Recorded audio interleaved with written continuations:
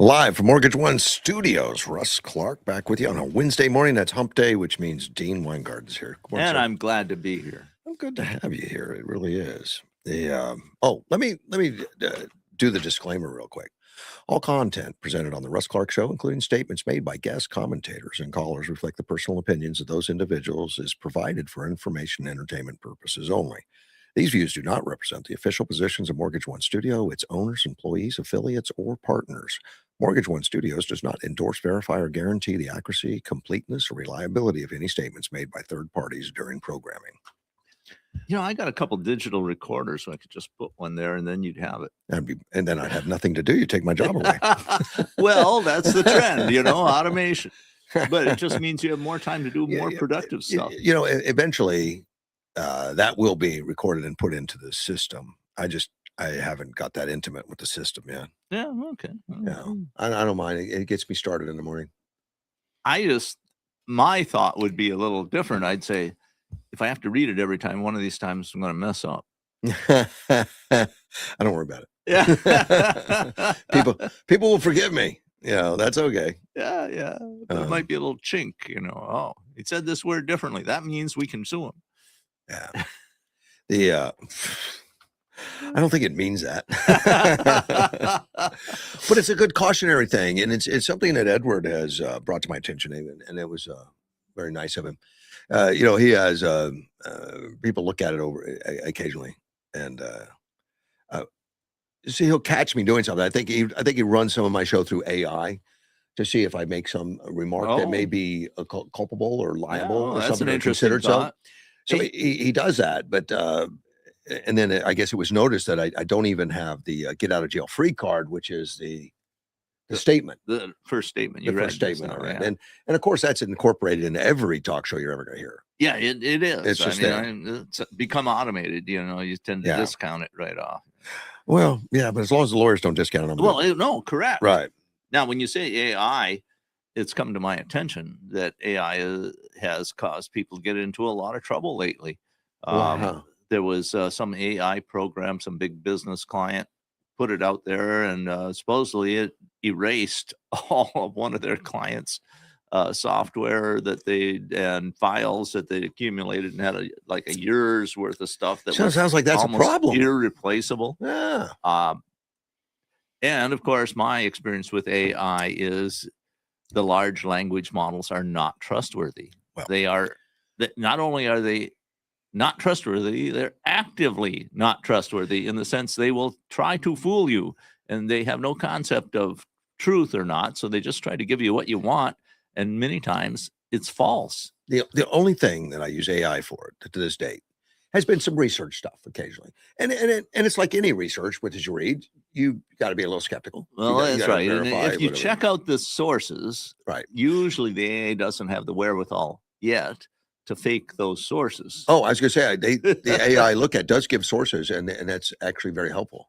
Yeah, like I said, because I was using the grok a little bit, particular things that I am a subject matter expert in, and I noticed right away, and I was using Grok 4.1, which has been useful in certain things, but when in the areas where I'm subject matter expert and I checked it out, it not only would give me false answers that were completely made up, it would then try to justify them and say, no, you're wrong. I'm not wrong. You're wrong.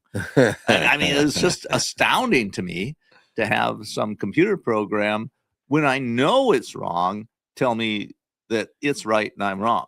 I think you better check yourself, though. Well, I do. I'm starting to trust this AI more, I just, but there's other kinds of AI. I mean, after all, large language problem is a type of AI.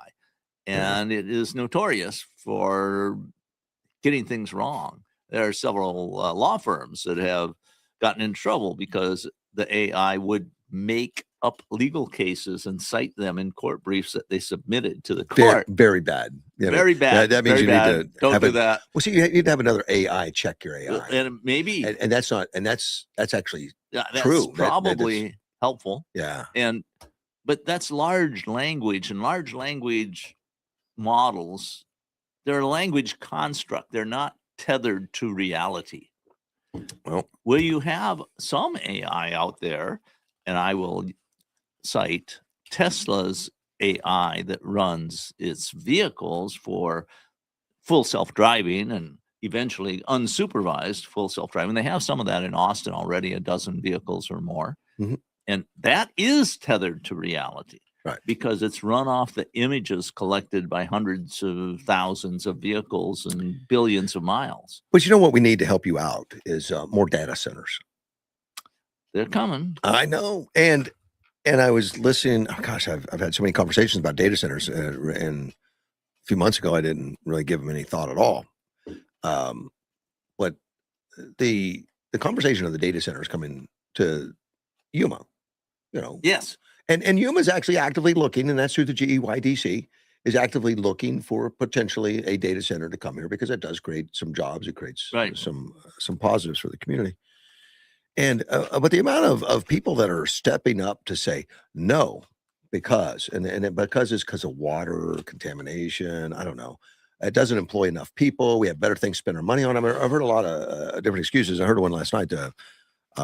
Henry Valenzuela, that's running for the city council, was like, dead set against data centers. What was the latest excuse? There's better things to do with the money. Basically, he says, "Well, people would be better spent money over there. It's a waste of money." And I stuff thought like the city would not be spending money on it. that. True.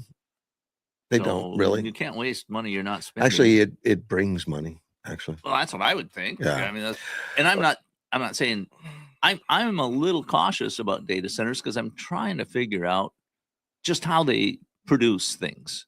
I mean, what they produce is information. That's the idea. Right. But, my experience with large language models makes me question how good the information is and how useful it is. That's because you don't have enough data centers. Yeah. Look, and there's some places that have shut down their AI because it was negative income. They were spending far more on it than they were getting in.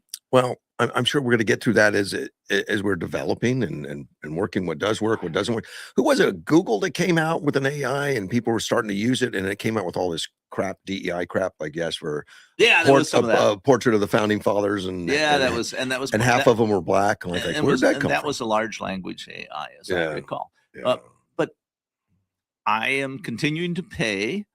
I guess let's see, is it Tesla? Is Grok a subsidiary of Tesla? So.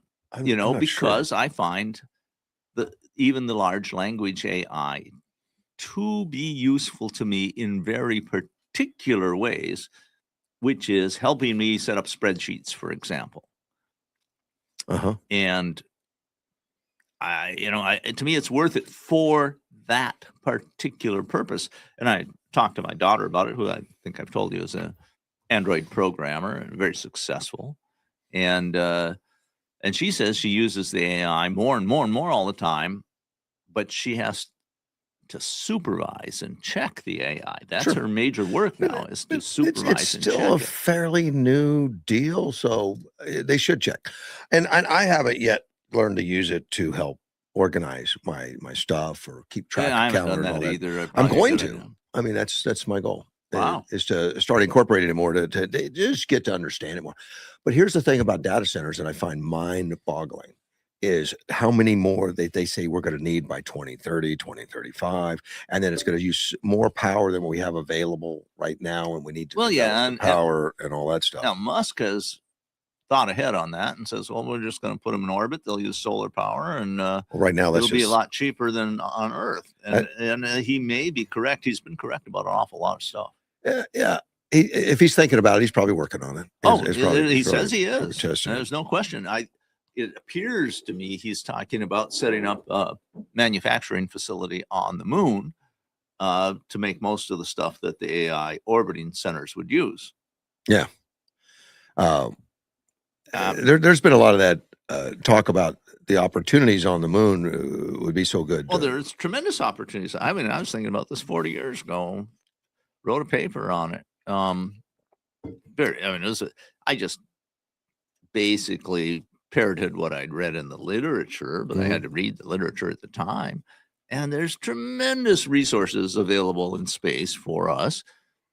And Musk has made them all the more plausible for utility because he's lowered the cost of putting something into orbit so much.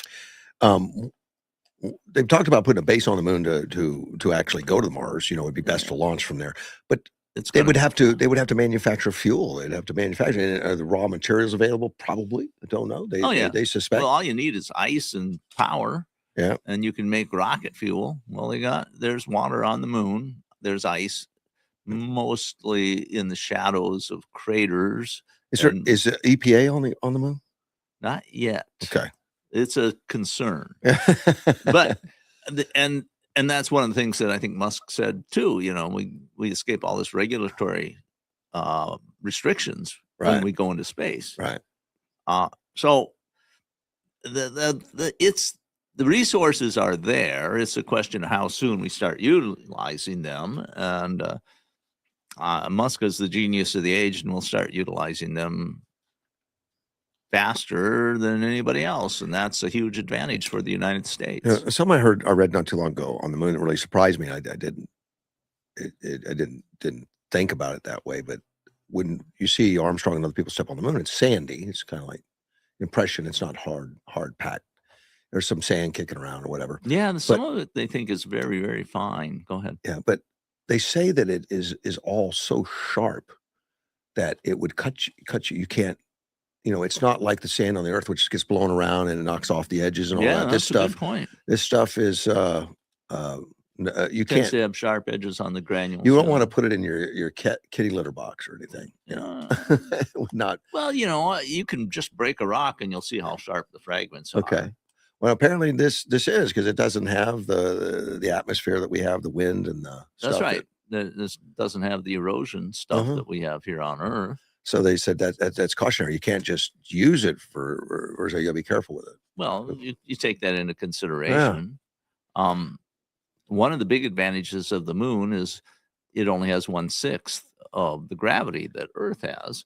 So it's only about 3% of the energy to get off the moon that it takes to escape Earthth's gravity. Actually, it's a little less because there's no atmosphere, so you don't have the drag from the wind, from the air. Yeah, so you're in space real quick. Yeah, and so what Musk is talking about, and the concept has been out there for a long time. Yeah, I think Heinlein had it in his novel, "The Moon is a Harsh Mistress," where they had linear accelerators launching things from the moon. Just you put in electricity, and your package is propelled into orbit.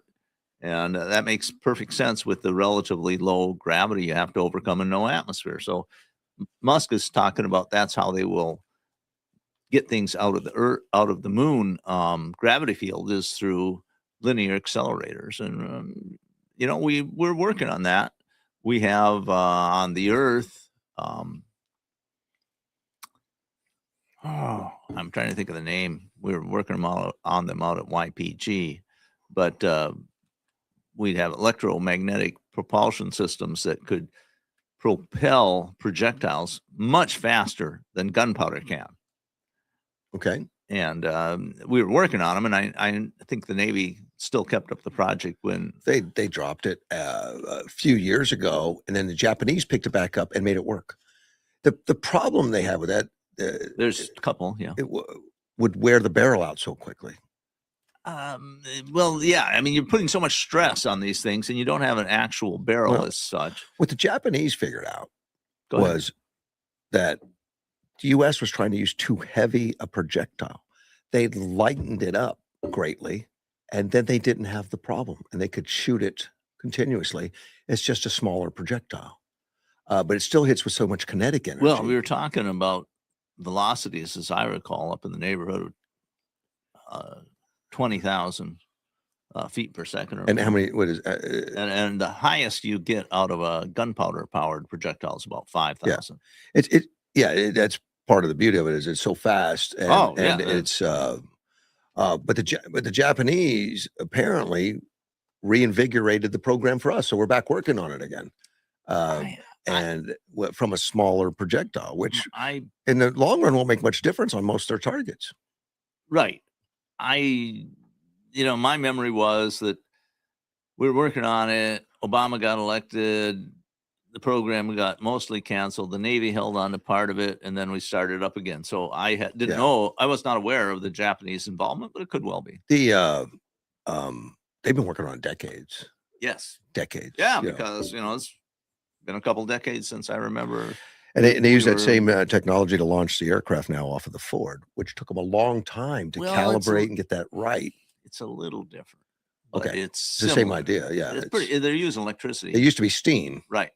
And now it's magnetic type stuff. But so, I mean, and the electromagnetic is much more efficient than steam. Yeah, they just had a hard time calibrating. But now that they've got it done, apparently it's so much more advantageous because you can adjust it according to the weight of the aircraft. All kinds of stuff. Yeah, because some of those things that they launch those jets with, the slingshot thing, is just too powerful for some lighter aircraft.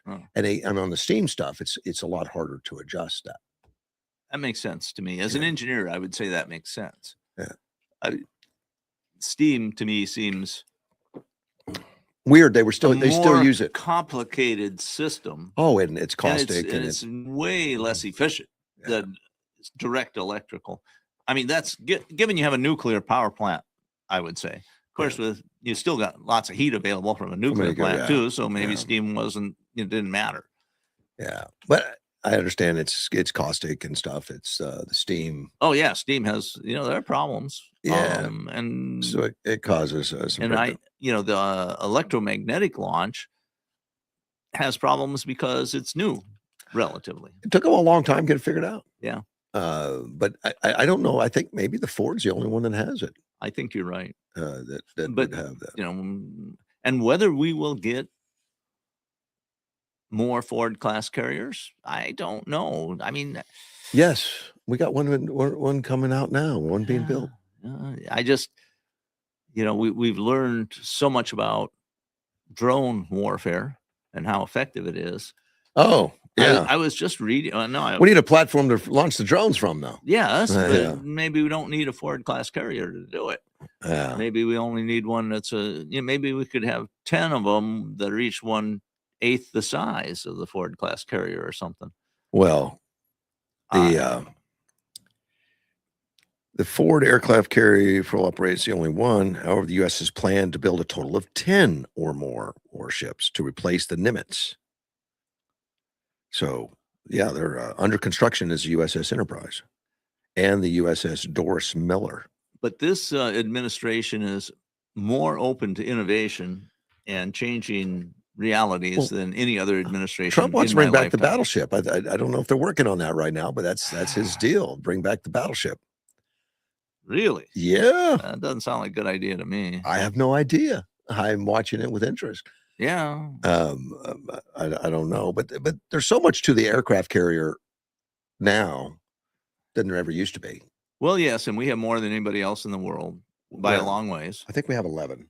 Or 11, is it 11 or 12? Yeah, 11 is the last. And I'm not counting the little ones. The little ones. And some of the little ones are as big as some other nations' big aircraft carriers.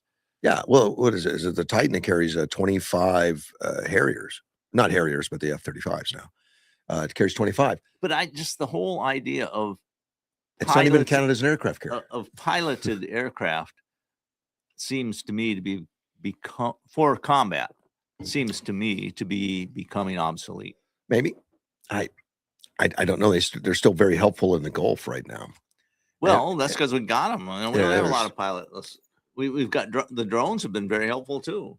Oh, well, and there's drones being launched from these aircraft carriers. So, I mean, to go to a place like the Gulf, it's too far for a drone to fly. You're going to need a platform. Well, we have drones that have flown to Australia unaided. Well, but that doesn't mean you can send all the ones you want for tactical purposes and all that. So you're correct. I'm just saying that there are drones. The Global Star travels around the world. Yeah, right. Yeah. But I was listening to a retired general, and I'm going to say he's very pro-Ukraine and pro-U.S., but he was making claims about what's happening in Ukraine with the drone warfare. I think everybody agrees. And he is saying that it's changed warfare. The Ukrainian use of drones is attriting the Russians at such a rate that the war could easily go on. It's just a stalemate right now. But it's not stopping because the Ukrainian use of the drones is getting better and better. Well, not only the use of it, the innovation of it, all of that. And I don't think it's stalemate anymore. I think they're the edges to Ukraine right now. He was implying that. He didn't quite come out and deliberately say that, but it was very much implied in his talk. And what he said is that the kill box, he said that between 8 and 9 out of 10 Russian soldiers who are transported to the front lines are casualties before they ever get to the front lines. I heard that report. And he says that's it. The box where that happens in is expanding and expanding as the Ukrainian ability gets. Let me ask you, if you were in a country that needed to expand its drone use and all that, would you contact the Russians to help you or Ukraine to help you? Ukraine. I mean, everybody would say that. They are on the edge. In fact, Saudi Arabia says that. And Saudi Arabia. Several states in the Gulf have brought in Ukrainian advisors to help them with defense. They've purchased equipment and signed contracts. And now Ukraine is a military hardware exporter. They were before the war, too, you know. Yeah, yes, they manufactured for Russia, actually. They did. Yeah, in fact, that aircraft carrier that Russia owns and hasn't used it in 10 years was built in Ukraine. Sure. And they stole it. If you remember the Moskva, which is now at the bottom of the Black Sea, that was built in the Crimea ports, I think. But the things that they're exporting right now, what they did in Saudi Arabia for the drones, they put like 10,000, they bought 10,000 listening devices in Saudi Arabia. They put in there to listen for these Shahed drones. And the Ukrainians set up, sold that whole system so that it's replenishing the war machine in Ukraine.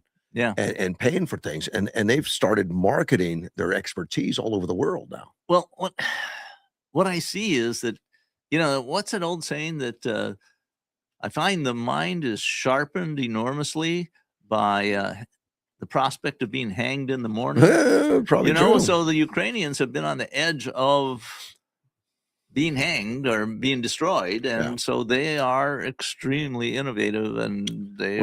And this is a double-edged sword against Russia. I mean, because Russia has been a huge exporter of war machines. Oh yeah, absolutely. And now they probably are looking pretty bad on the market. Like when you see how badly the U.S. defeated Russian equipment in Venezuela. Well, it's true. And when you have a number of your sort of client ally states like Venezuela, Syria, now Iran, well, that has to have a negative effect on your overall military posture in Russia. Right. And worse than that, now they're going to Ukraine for solutions to fight Russia type equipment. And Shahed is tied to Russia. That drone is being manufactured in Russia. They're now made in Russia. Right. And I don't think they're importing any more from Iran, but they are making them in Russia. And they make much improved versions in Russia. But the Ukrainians have kept up with this and have made their innovations. You know who's not making better them is Ukraine. They don't make them at all. And they Shaheds. could. The Shaheds, they're not making them. Yeah, right. I mean, they've got Shahed killers. Right. And they made these listening devices originally out of cell phone microphones. And then they started developing and making their own. And they realized that China is a poor supplier of parts for drones and everything else. They make their own drone motors now. They make their own thing. They don't supply anything from China. Interesting. I hadn't heard that, but it makes sense. China is an ally of Russia. Yes. And they were supplying both sides, but they kept shorting Ukraine, and they saw real quickly that this isn't going to last. And they started finding alternatives and manufacturing their own, even to where they manufacture the small parts. Well, I have said for years now that the major winner in the Ukraine-Russia war is China. Well, kind of. I mean, now think so. with President Trump, the way he's but look at how many people are turning away from China. Saudi Arabia, who bought from China, have just gone all to Ukraine now on their defensive stuff. I think you are correct, and maybe I'll have to change my perspective about whether China. I think they were the winner of in the Ukrainian war, and they're not losing yet, but they're in danger of it. They're no longer such a clear winner as they used to be. No, and they were supplying everybody, so they were winning no matter. Well, and it was that, and remember, there's a long disputed border between China and Russia. They have traditionally been enemies, or at least adversaries. Yeah, and the being an ally is a kind of strange position for them, and it isn't something I would find very comfortable if I were Vladimir Putin. One of the listeners has texted me and said North Korea is sending 25,000 drone builders to Russia. They're also sending 35,000 soldiers, and I find that just another example of how much they know they're losing this. Well, because they can't do it in house. Ukraine's doing it in house with much less population. The other thing is, and North Korea is supplying them with there's a fair number of soldiers, and not only that, but there are Russian recruiters in I guess Africa. What we'd call Africa, maybe third world countries. Yeah. And the reports I get is that they're fraudulently recruiting people. We're going to give you a work visa. You get the salary. I've read those stories. And then they get to Russia and they're told, head to the front line. Correct. Well, and they told they're going to be guarding or working in, something behind the lines. And they end up getting killed. Yeah, I mean, so far, the reports of the number of them being killed is much less than the number recruited. It's always going to be less, but I mean, we're talking maybe 1% is. So I don't know how many of them are actually immediately killed, but if you think you're getting a job in public relations or something like that, and then suddenly you're told, take this rifle and go fight the Ukrainians. Look where we are 4 years after this invasion. And when the invasion started, it was supposed to be a 3-day thing. Russia is so powerful, such a big war machine, such an industrialist, so much backup of equipment, men, everything. Poor Ukraine doesn't stand a chance. It's going to last 3 days. And that's by all the experts from the United States and all over the world. It wasn't just, what was the very first thing the Biden administration did? Offer, a place to flee to the president of the Ukraine, Vladimir. Zelensky. Yeah, and said he said, "Send me bullets." Yeah, says, I need send me ammunition. Yeah. A famous quote. It'll be preserved in history. I don't think there. I mean, you could have won a lot of money on Polymarket had you said that this thing will last at least 4 years, and Ukraine will actually start attacking inside Russia and burning parts of Russia and Moscow. It wasn't something I would have predicted. No, I mean, nobody would. I was amazed that they lasted a month. Yeah. And then I was amazed they lasted 6 months and then a year. And now it's 4 years. I mean, it's just, it shows you the power of a sort of national spirit. And I have said several times that this terrible war is what is forging a national identity for Ukraine. So now that you kept somewhat up to date, I mean, I've been bored with it the last year. It's like, gosh, this is never going to end, But since you know that now, what do you think the chances are they actually get Crimea back? Better than it was a year ago. Oh yeah, that's the best I can say. Now, I don't know if they will. I really I have no idea. But I mean, what I see is that and I think people are attempting to get the best figures they can. Now, it's really hard to get casualty figures out of a war zone because both sides want to lie as much as possible. It's information warfare. It's required. You don't win wars without deception. Correct. And so, but what I'm seeing is that the Ukrainians are inflicting about 5 casualties for each one they get themselves. Well, it used to be 1 in 3. And they're so innovative. They've actually taken territory with drones only, on ground drones, and had people surrender to them. Yeah, I have read that. And it's not too hard to believe, because if these casualty figures, if so many Russian soldiers are being killed by drones, and apparently this is fairly one-sided. The Russians have drones too, but they're just not as adept at using them. Well, and I don't think I think Ukraine is very adept at creating technology to thwart them, constantly adjusting. I think so. I think that is what is happening. Yeah. But, things can change. Oh. But it looks to me like the Ukrainians may have figured out a way to use this technology to crack the stalemate. But enough to where, you wonder how much trouble they're in, Ukraine, or they got to be thin and all that stuff. But then when you see that, well, they got this problem with Iran, they send people down to train others, and they send equipment and people. So how thin are they really? Well, you always, it's a matter of priorities. I mean, if you think you can gain more for the war effort by sending some of your tech, well, they did. They obviously thought that. Yeah. I mean, it looks to me like it's a stalemate because, Ukraine has, about a quarter the population of Russia. Right. Round in there. It depends who you count as Russian and not. And their casualties are somewhere in that neighborhood too.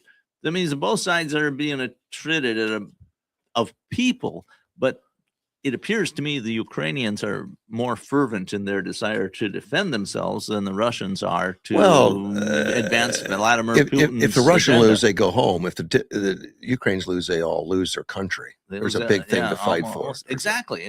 There's that dichotomy in motive. Yeah. And it wasn't always so obvious. At the beginning, I think Vladimir Putin got bad information from his intelligence sources that said, we bought off all the right people. Well, he set up a bad system. Pack your dress uniforms for the victory parade in Kiev. I really I don't think that's an exaggeration at all. I don't think so. I think, and I believe that he was surprised, and as most of the world was, at how quickly and effectively Ukraine fought back. Well, we definitely don't want to make that mistake in Iran. I really hope we never see boots on the ground. I hope this thing goes without that, but who knows if it can. Boots on the ground's kind of a vague. Well, I mean, we go in and try to militarily take the country over, I think. We've already done that. I mean, they can't operate. I mean, we've destroyed their ability to project force outside the borders, and that's what one of the major objectives was. So if President Trump remains staunch, and I think he will, there will be some kind of an agreement. I don't know if there is anybody really in control of Iran right now. I saw a good discussion on that the other day. Okay. That the people calling the shots, they listed 4 of them, and I don't remember their names, but they're 4 of the top people left alive that really don't like each other and have different viewpoints, and that's where the confusion is coming from.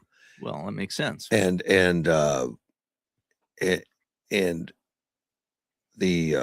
exalted leader, which they've always followed, that one doesn't exist right now. I mean, he's they say he's in a coma and all that stuff. It doesn't exist. So these 4 are all trying to gain power, of course, and at different odds. And one of them, the one that seems to be the strongest right now, and I apologize, I don't have the names. He's the one that called the foreign minister an idiot, said we're not going to do that stuff. Remember when they made a deal and we're going to open the straits, and we close the straits, and then we shoot on ships when we said you're allowed to go through? Well, that's because you got the factions fighting each other, right? And they think that the only way, the commentator that was doing this, the only way to get through this is they have to be taken out. You're never going to. They will survive on whatever they need to survive. Their only thing is survival, even if that means all the population. They don't care about the population, right? They care about their survival, that the motion goes, and they'll rebuild. And they're not going to give up nuclear, which they just recently said, we'll open the straits if you put the nuclear off for talks in the future. Well, that would be ridiculous. We could see through that. So I think very strongly that military action will start back up. Oh, yeah. I've assumed that it would for quite a while, because I don't think there's anybody in Iran who is really in charge.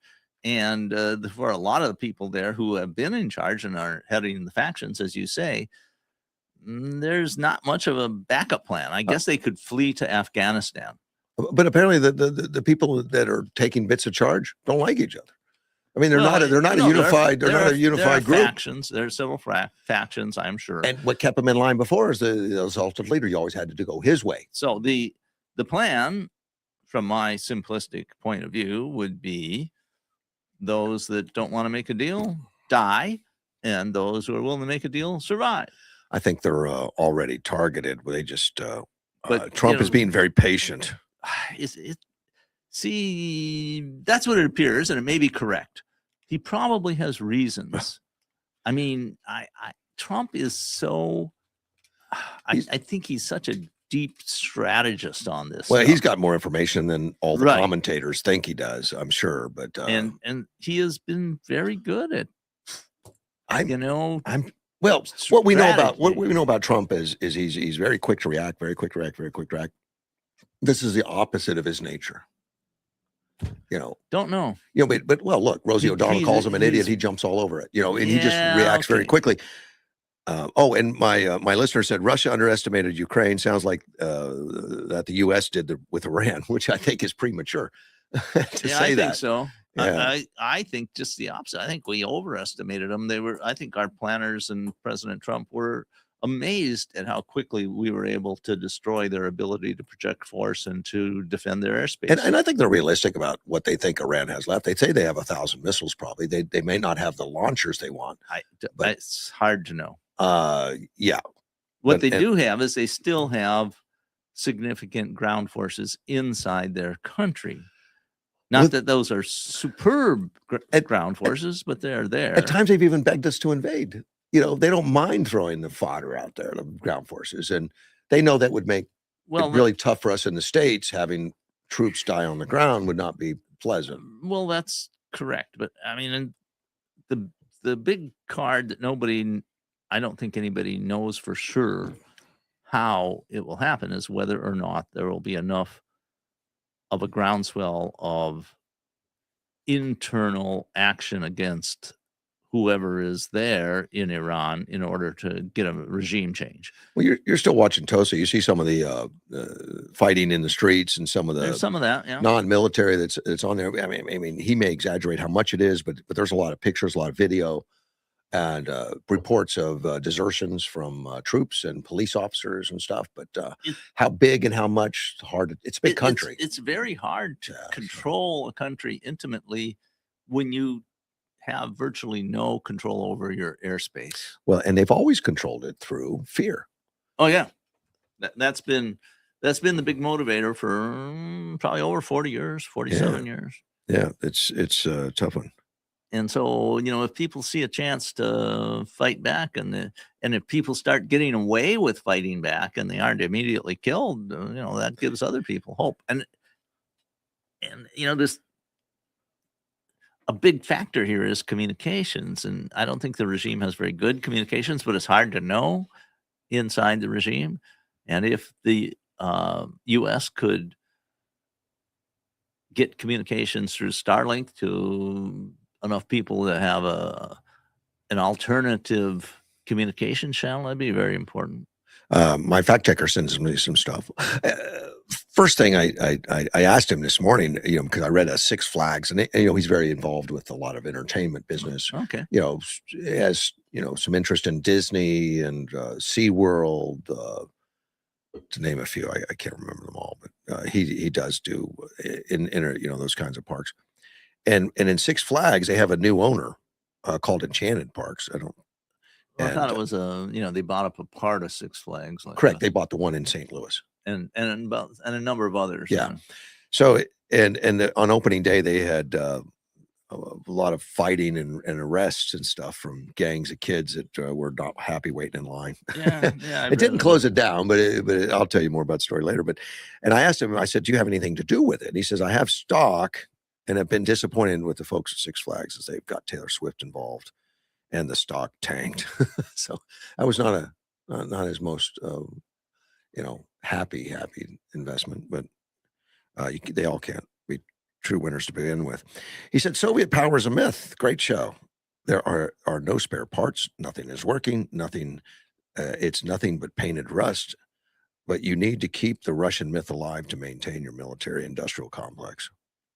KGB Major Anthony Golston stated that the line above and was proven true with Ukraine war. Was he still alive then if he said that? It's just painted rust. I don't know.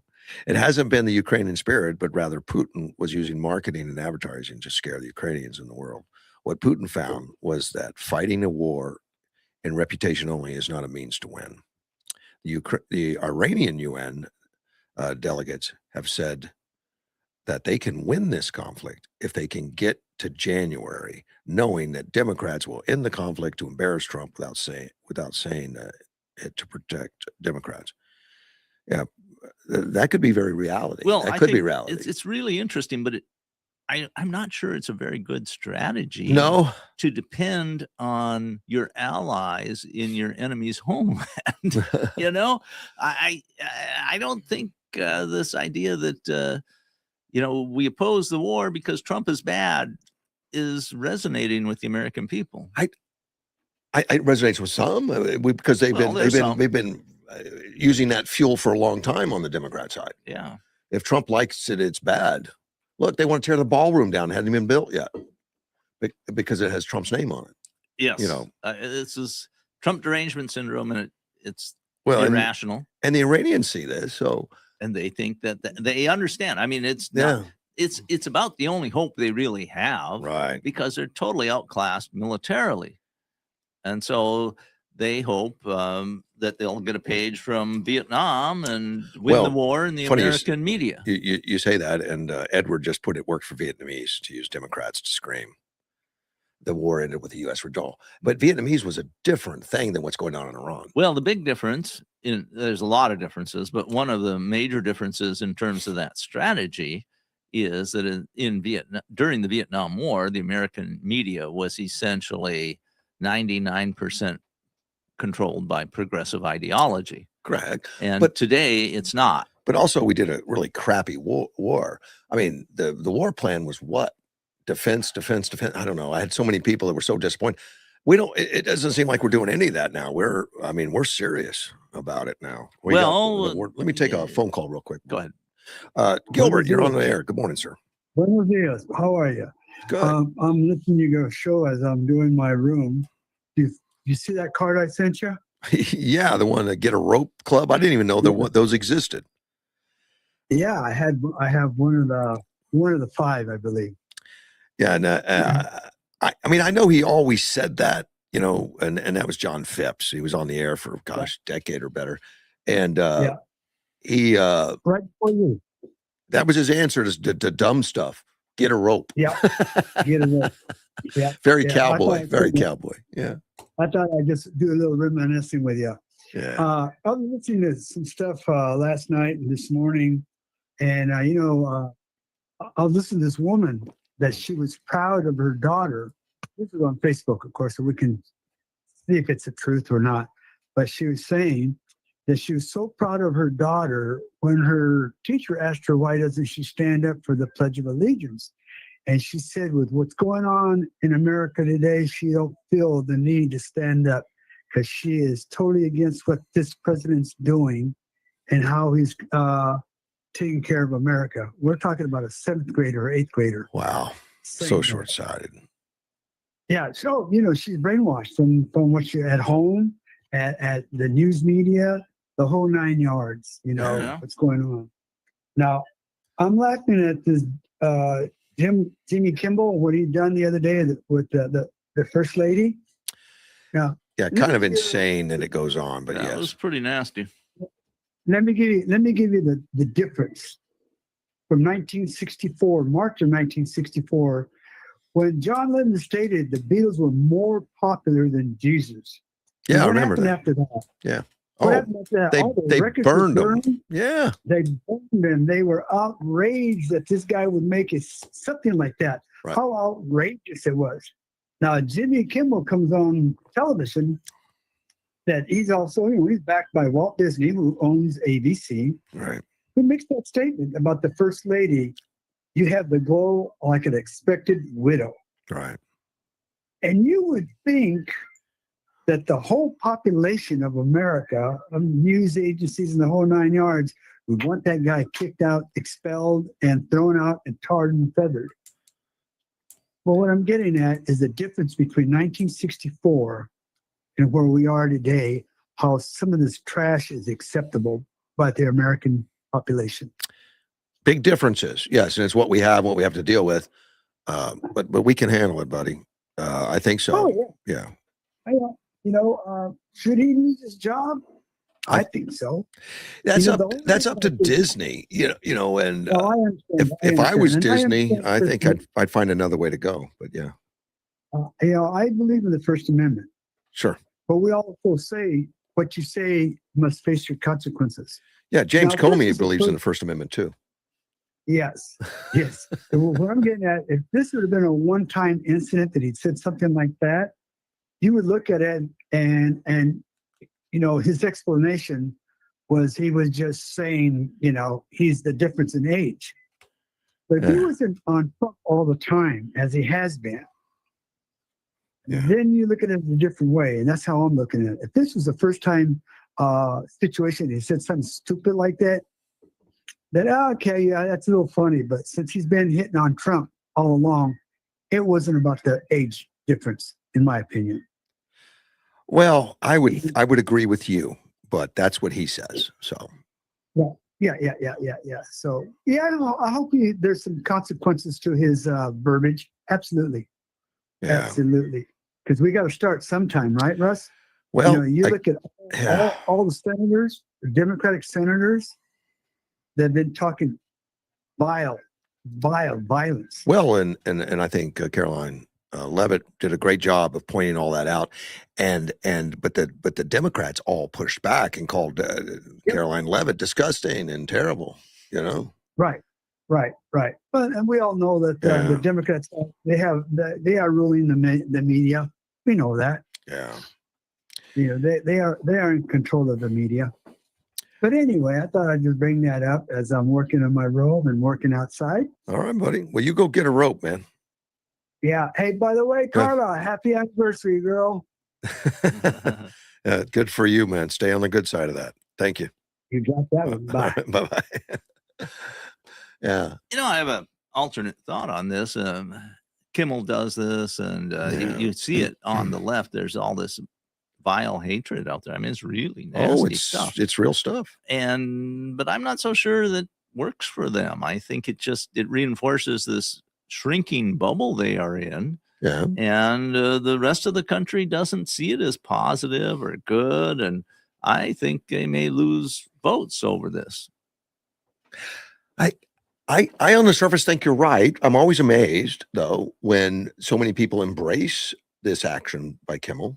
In the past they have. I don't know what they're going to do on this, but 25 or 30% of 340 million is a lot. Yeah, but it's still only 25 or 30%. Well, and his numbers continue to decline, and I know they're paying him a king salary. Kimmel's numbers. Kimmel's numbers are exactly. declining. So,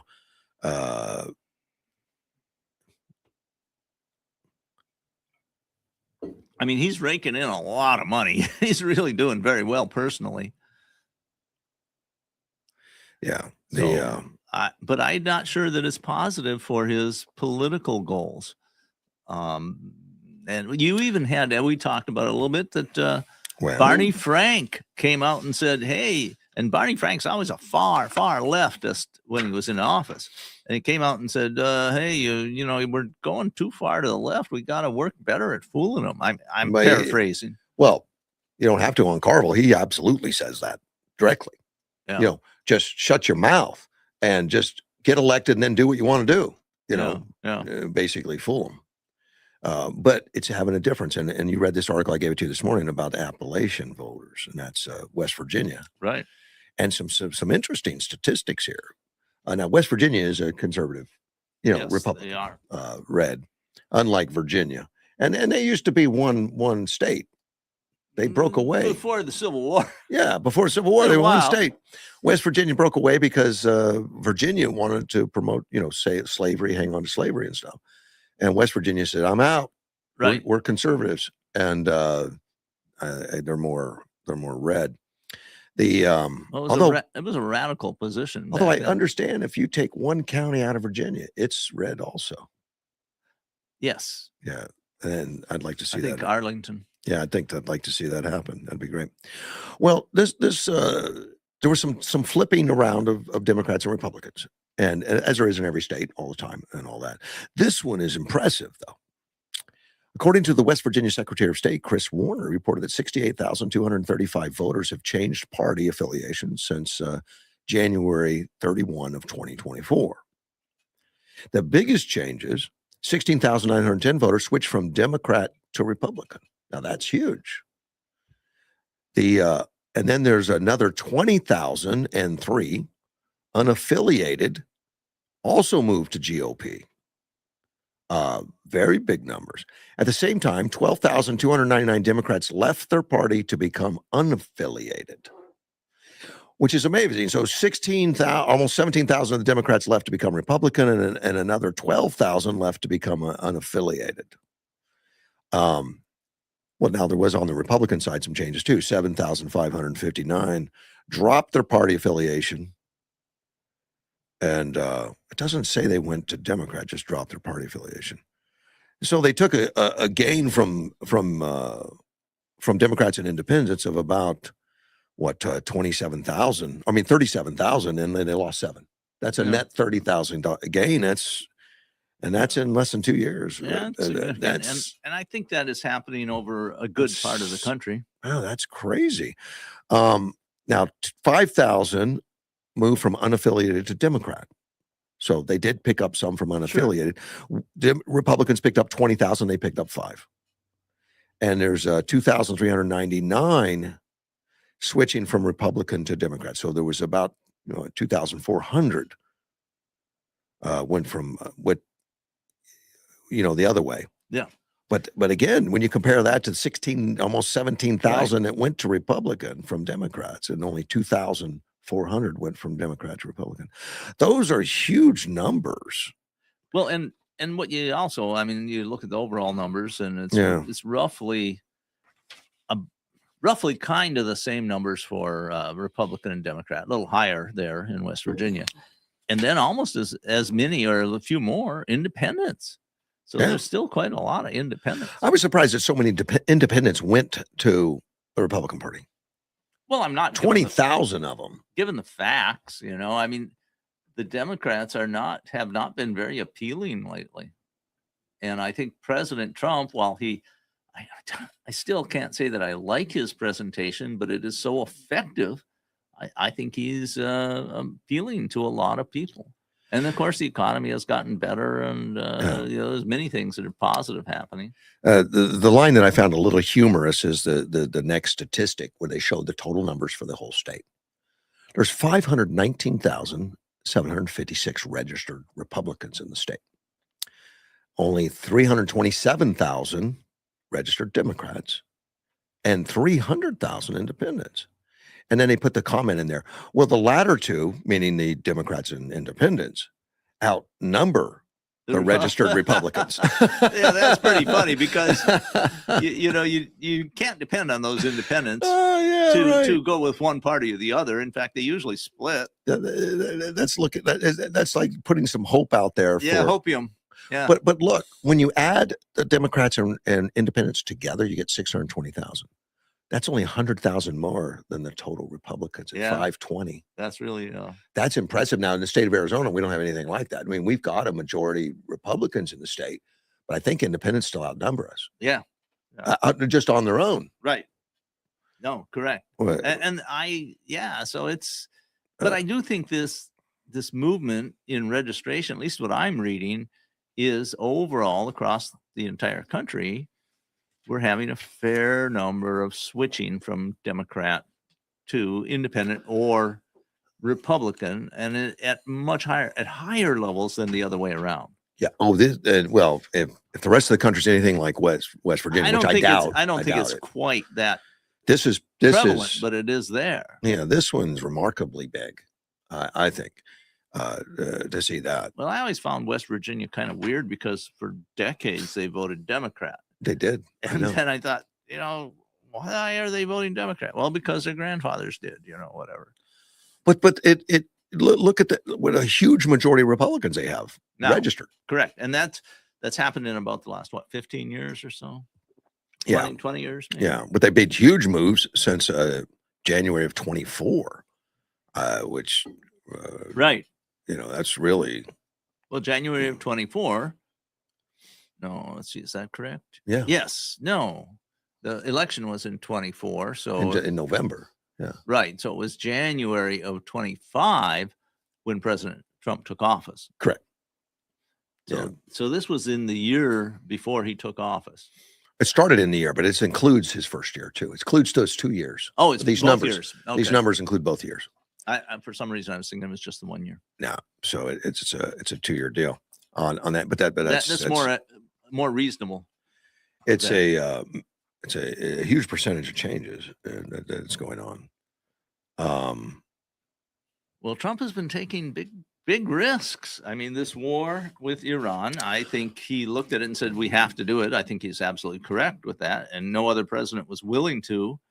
And it was a big risk, but I think it has a good chance of paying off. Edward points out something, the fact checker. He's out walking around. In fact, he said he just found a nice fishing spot. I'll show you a picture of it. It's got a finch there. So he's got to take the 13-mile trek back home or wherever he's going. I have no idea. But he said the first restriction of speech is the first chain to bondage. I completely agree. I talked about that extensively yesterday because there's so much misinformation out there. It frustrates people, and they think, we shouldn't allow people. And that's so dangerous. Yeah. The answer to misinformation is more speech. I absolutely agree. But it's not reduced speech. It is a very weird thing that a lot of people believe that they used to. I think this has changed a lot. They used to believe, well, it's said on TV, it has to be true. Well, yeah, if it's on the internet, it has to be true too. Oh gosh. Well, we can add on the radio, whatever. I mean, it's just like I'm a skeptic. I've been a skeptic for a very long time, many decades, and so my first thought when somebody tells me something is that true? You are skeptic, and I think that's good. He does say something bright and cheery, not bright and cheery. I'm being sarcastic because we mentioned all the shifts in registration in West Virginia. He says $4 gas at the pump in October will be a massive blue wave in November. See, that could be. I just don't know if we're going to have $4 gas in October. As much as I want him to be wrong, I'm not saying he is. I hope we don't. I don't hope we don't test that. I think we could end up with $2.59 gas in October. Yeah. Well, we must await events, as they say. Another listener gave me these numbers. I don't know. I haven't double checked these, but they probably are true. Roughly 45% of U.S. adults identify as independents. I don't know if that means identify or register, but I don't know. 27% as Democrats and 27% as Republicans. Currently, independents favor the Dems by a good margin. I don't know. I'd have to look at the timing on that. Yeah, I don't know if that's true. I don't know, but I mean, I think it used to be true. Maybe. I know it wasn't in the last election. Well, all right. So maybe it's from 8 years ago. I don't know what the time frame is. Right, and it's important to know. Yeah, it is. I want to talk about the king a little bit, but I've got to take a break. I've got a guest coming in today. Oh. Let me tell you what I'm doing here. I went to a small church the other day, a Baptist church, and said hello because they wanted me to mention a few things about what they're doing with Bible studies. And I said, I'm happy to do that. It's a Marantha Baptist Church Vacation Bible School is coming up. And that's going to be June 29th to July 3rd, 5:30 to 8:30 p.m. It's for ages 4 to 12. So you're not included, Dean. Oh, well. 4 to 12. So give them a call if you have any questions. It's a small Baptist church right around Avenue B and 3rd Street in that area. So it's a nice neighborhood. For questions, call 928-329-9973. Now, I went to the 6 p.m. service to say hello and to get this flyer and everything because I said I'd come by. And I got a call from a gentleman named Jude, who I talked to there at the church briefly. And he wants to know if he can come in and talk to me. He's looking for a job. And I said, oh, absolutely. So he should be here waiting somewhere. I'm going to take a break and go find him, and then we can grill him. It'll be interesting. I give him a lot of credit. I mean, it's like I do too. I think, wow, that's pretty takes some courage to do that. It does. I'm in total agreement with you. I thought I would be. I'm going to take a break. We'll be right back with Jude, hopefully.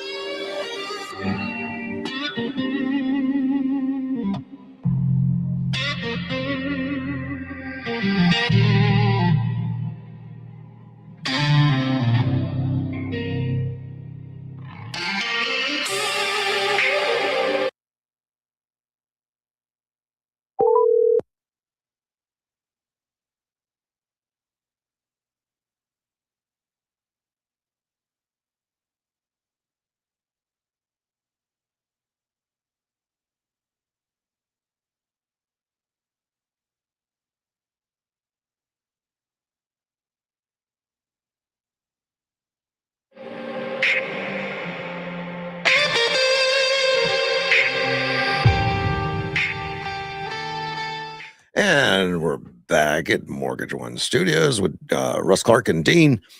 No Jude. Don't see him. Well, we'll see what happens. We'll see what happens. Maybe he's thinking 8 o'clock. I don't know. I had 7 o'clock on my counter, but I could be wrong. Let me go back and yeah, and he says Edward suggested that when he gets here, we have to say, "Hey, Jude, don't make it bad."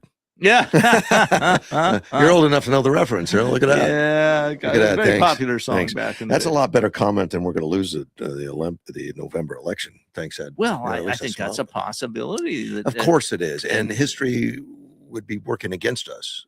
The odds on historical odds. Yeah, I think it's very important that we work hard to keep the majority in the House and maybe improve it. I'd love to see better numbers, and the same in the Senate. And then we can continue on with the Trumpian agenda to restore America. Right. I hope so. We'll see. I want to talk about King. Did you see anything with King Charles yesterday at all? Well, I read a couple things. I didn't see anything. I saw some of the interview. He is hilarious. I didn't know the King was funny. Maybe you can make it as a stand-up comic. Maybe. I thought he was hilarious. I thought it was. I didn't see it. Yeah. He visited the White House and actually reviewed the honor guard during an arrival ceremony. That seems very old school stuff. I like it. Well, he's got a military background, Yeah. It says hundreds of members of the U.S. military stood in formation at the White House on Tuesday to welcome Britain's King Charles III and Queen Camilla. The first lady was there. Melania Trump rolled out the red carpet and all that. And the president says honoring the British king might seem an ironic beginning to our celebration of 250 years of American independence. But in fact, no tribute could be more appropriate. Long before Americans had a nation or a constitution, we first had a culture, a character, and a creed. Before we ever proclaimed our independence, Americans carried with us the rarest of gifts, moral courage. And it came from a small but mighty kingdom from across the sea. He's absolutely correct. That was very nice, though. It is, and he's correct. I mean, a lot of the war for independence was because the colonists believed and I think correctly, that their rights as Englishmen were not being respected. Right. Yeah, and there were many even they mostly considered themselves to be English. Right. Even when they had Constitutional Congress and all that meeting, they were trying to find ways to work with the king, work with the monarch. They were. Yeah. I mean, there's I'm trying to think. There's a great movie out there. It's a musical about the convention of the Continental Congress, when they just before and when they wrote the Declaration of Independence. Yeah. And I wish I can't remember the name right off, but it's a well done. Hey, I have a note from Jude. Go ahead. His truck didn't start. And he's trying to get it going. Okay. That's a bad deal. Well, it happened. Things happen. It does happen. I've been there. Yeah. I remember some advice given to me when I was in Reserve Officer Training Corps by a captain. And he said, what if your car breaks down on your way to, you can't get to work and your commander's depending on you? And I said, what's the solution? He said, call him up and let him know what's going on. Yeah, there you go. That's right there. Also, to avoid that, I was always early. Well, always. I had enough time to change a tire, still get on time. I wasn't until I was about 20. Yeah. And that's when, I learned about military time. Yes. When they said, yeah, if you're not 15 minutes early, you're late. Right. I mean, and it made sense to me, and it's been a credo of mine. So I'm always early. And sometimes I'm right on time because something happened. But, and look, and I've been an employer, you've been an employer and all that stuff, or you had people working for you. But for me, 8 o'clock means that's when we start work. Some people think I got till 8 o'clock to get there. Yeah, this is true. No, it's not. That's not it. At 8 o'clock, you should already have your uniform on. You should already have your boots on. You've eaten your breakfast. You've done whatever you're going to do. But there's so many people that show up with a bag of Egg McMuffins 5 minutes late. Yeah, well, I just like, where do you get that? You talk to those people and you explain reality to them. And see, most of my time, but it's not their fault. It was a red light. When I was a boss, I was mostly in military or military-oriented organizations, and most of the employees were military veterans, and so they already had that indoctrinated into them, right? And I have to say that if I had a choice, hiring veterans would be something I'd do because they learn discipline. Right. Well, if work starts at 8 o'clock, that means work starts. That's right. Not exactly. You walking in the door, Oh, whatever. But I have to say also that, when I learned that, and that was at it's a university police department in University of Wisconsin-Madison, that they said, if your relief gets here and they're checked in and it's 10 minutes before, you can take off. Okay. And that made perfect sense. That's gentle and nice, Well, they wanted, and I think very rationally, to have that 15 minutes of overlap in case of problems. Right.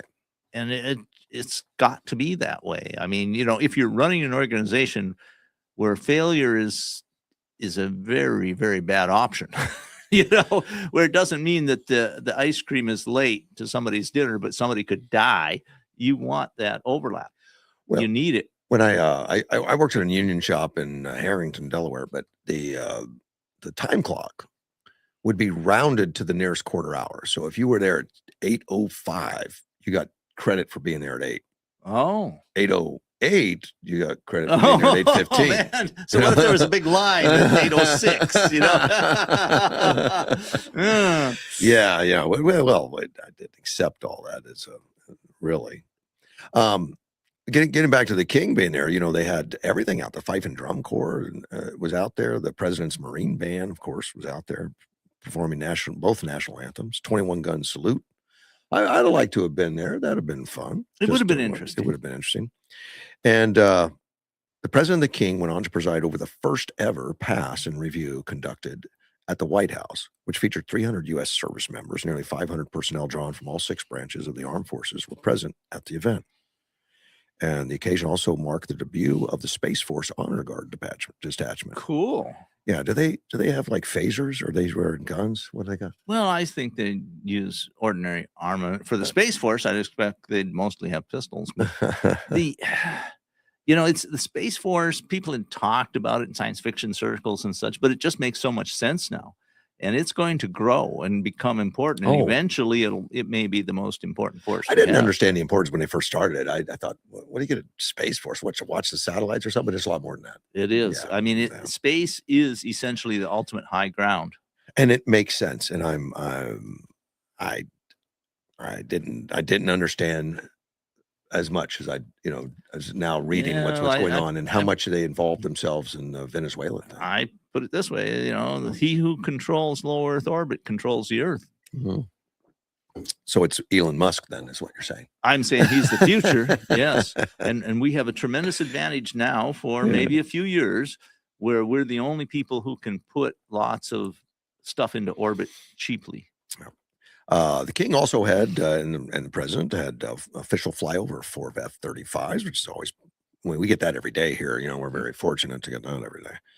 The arrival ceremony of the king, queen on the South Lawn of the White House on April 28th. It was, let me see. Trump said, in the centuries since we won our independence, Americans have had no closer friends than the British. We share the same root. We speak the same language, we hold the same values, and together our warriors have defended the same extraordinary civilization under twin banners of red, white, and blue. And of course, in recent weeks, there's been a problem with Starmer, where President has been very hard on him, called him coward, and had no Churchill because he refuses to help. Well, I agree. I mean, it's been bad. Yeah, it has been bad. And President Trump correct when he talks about the centuries, of which there's about 250 years. But I'd say the first 50 years we were not the best friends with England. Yeah, and we were more friends. Well, I don't know, 50 for at least first 25 or so with France. Yeah, there were times that we didn't get along, like 1812 and stuff. Yeah, exactly. And in fact, Charles mentioned that. So during his visit, it looks a lot better than when we burned it down. That wasn't quite the comment, but it was mentioned. But he was commenting on the demolition of the East Wing, where Trump is getting a lot of hack about that, building the ballroom for $400 million. Right. Charles says, I cannot help noticing the readjustments to the East Wing, Mr. President, following your visit to Windsor Castle last year. Like, he did it because he was jealous, I guess. He says, I'm sorry to say that we British, of course, made our own small attempt at real estate redevelopment in the White House in 1814. Exactly what we were talking about. Yeah. They were successful. I'm telling you, this guy's hilarious. Technically, the British won the war. I think we'd sued for peace or something, but in the negotiations, we won the peace because they realized we were not a paper tiger and we would fight, and we did, and we fought effectively, and they honored the treaty that we had gotten at in 1781. Okay, you're a historian, so I'm going to count on you in helping me with this. I forget why, and we kind of like started it when we attacked Canada, I think. No. It was about the British were grabbing American sailors off American ships. Okay. To impress them for service, and they said, these aren't Americans, these are British sailors that just went to America to escape our press gangs. Well, and so that was a big part. I'm going to have to research that and take a look at it. But my understanding is a lot of that war was fought in Canada. We had a significant effort to try to get Canada, and it wasn't successful. It even got Native Indians involved on the Canadian side. Yeah, I can believe that. I don't think the Canadian effort was the major thrust of the war. I thought that was the start of it, but we'll research and get back. Yeah. You're the historian. I know you'll be curious now. Yeah, sure. King Charles gave Trump a present, which I guess that's kind of customary. It is, and it's. It was a naval artifact. It was an original bell from the HMS Trump, a British submarine that was launched in 1944 that saved the Pacific during World War II. He said, tonight, Mr. President, I'm delighted to present you with a personal gift of original bell.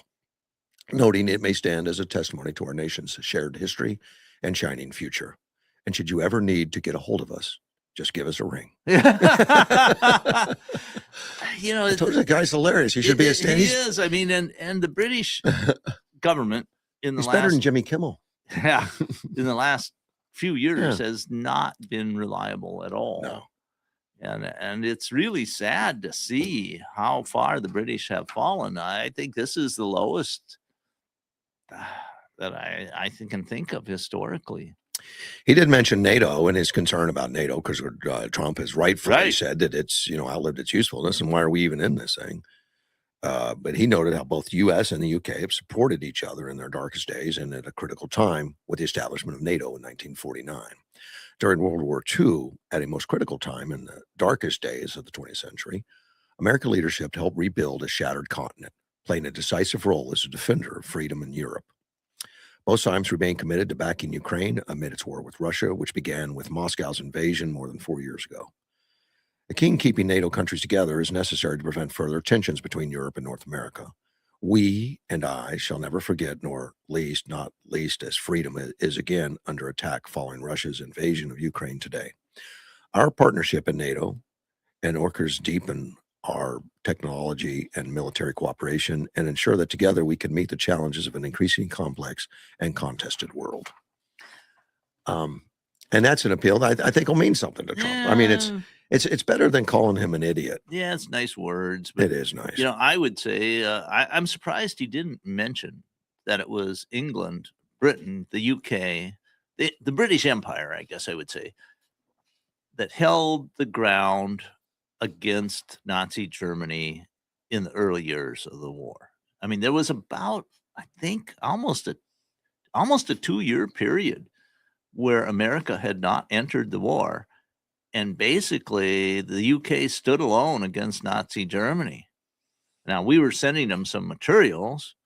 And that made a big difference. But they were under bombardment. But they were very, after Dunkirk, there was a significant chunk of the British government that was saying, sue for terms, let's make a deal with this Hitler guy because we're in bad way. And it almost happened. Churchill made the difference. And, he rallied the troops, so to speak. He appealed to the British people over the radio, and he made decisions that basically kept the United Kingdom in the war. And who knows what history would have been if he'd made accommodations with the Germans at that time. Edward gave us some facts on the War of 1812, which I'm not strong on. Neither one of us are probably. He said the United States nor the United Kingdom won the war, which is what you said. We just sued for peace or something. Napoleon, coming out of retirement, forced the British to withdraw. Now, that's something I wouldn't have thought. Yeah, it was right in the middle of the Napoleonic Wars. That's correct. And it was costing a fortune for UK. So they had better things to do. The War of 1812 from David Channing of the Foreign Policy Research Institute. The War of 1812 was primarily caused by British reactions on U.S. trade. The impressment of American soldiers into the Royal Navy, which you mentioned. Yeah. And British support for Native American resistance against U.S. expansion in the Northwest Territory, fueled by war hawks desiring territory expansion into Canada.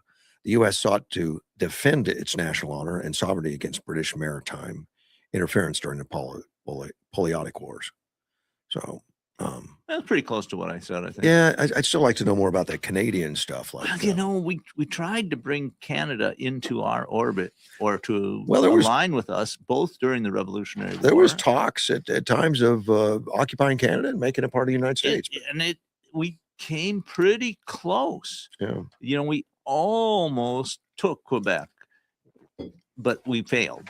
And it was a near thing, but we failed. And history would be a lot different if Canada had become part of the United States. And I know I saw a documentary on some of the War of 1812 where there were some battles in Canada that they kicked our butts. I mean, we had some older retired, generals or something, and that just bad decisions. Well, that's right. It didn't last. Our Canadian campaign was not covered in glory in the War of 1812, but. it just turned out the way it did. Now President Trump is talking about 51st states. I don't know what will happen. If nothing else, it's hilarious unless you're Canadian, and I guess it's offensive. But there's in Alberta, there's a movement to get a referendum on independence from the rest of Canada. I don't give it a real high potential of success, but I look at what happened when Quebec had a referendum and it came close. Suddenly, Quebec got everything they wanted from the central government. Yeah. So something like that might happen. I know people in Alberta are often not happy with the way the federal government works, because it seems like Alberta has a lot of wealth and their taxes seem to go to the central government and then given to somebody else. So they're not completely happy with the way, and frankly, the federal government has been run by the leftists for a dozen years now, and not very well, in my opinion. Back when Charles was in town, King Charles, I mean, he may still be, but his workings with going to Congress and all that stuff, Trump said Charles made a fantastic speech today at Congress.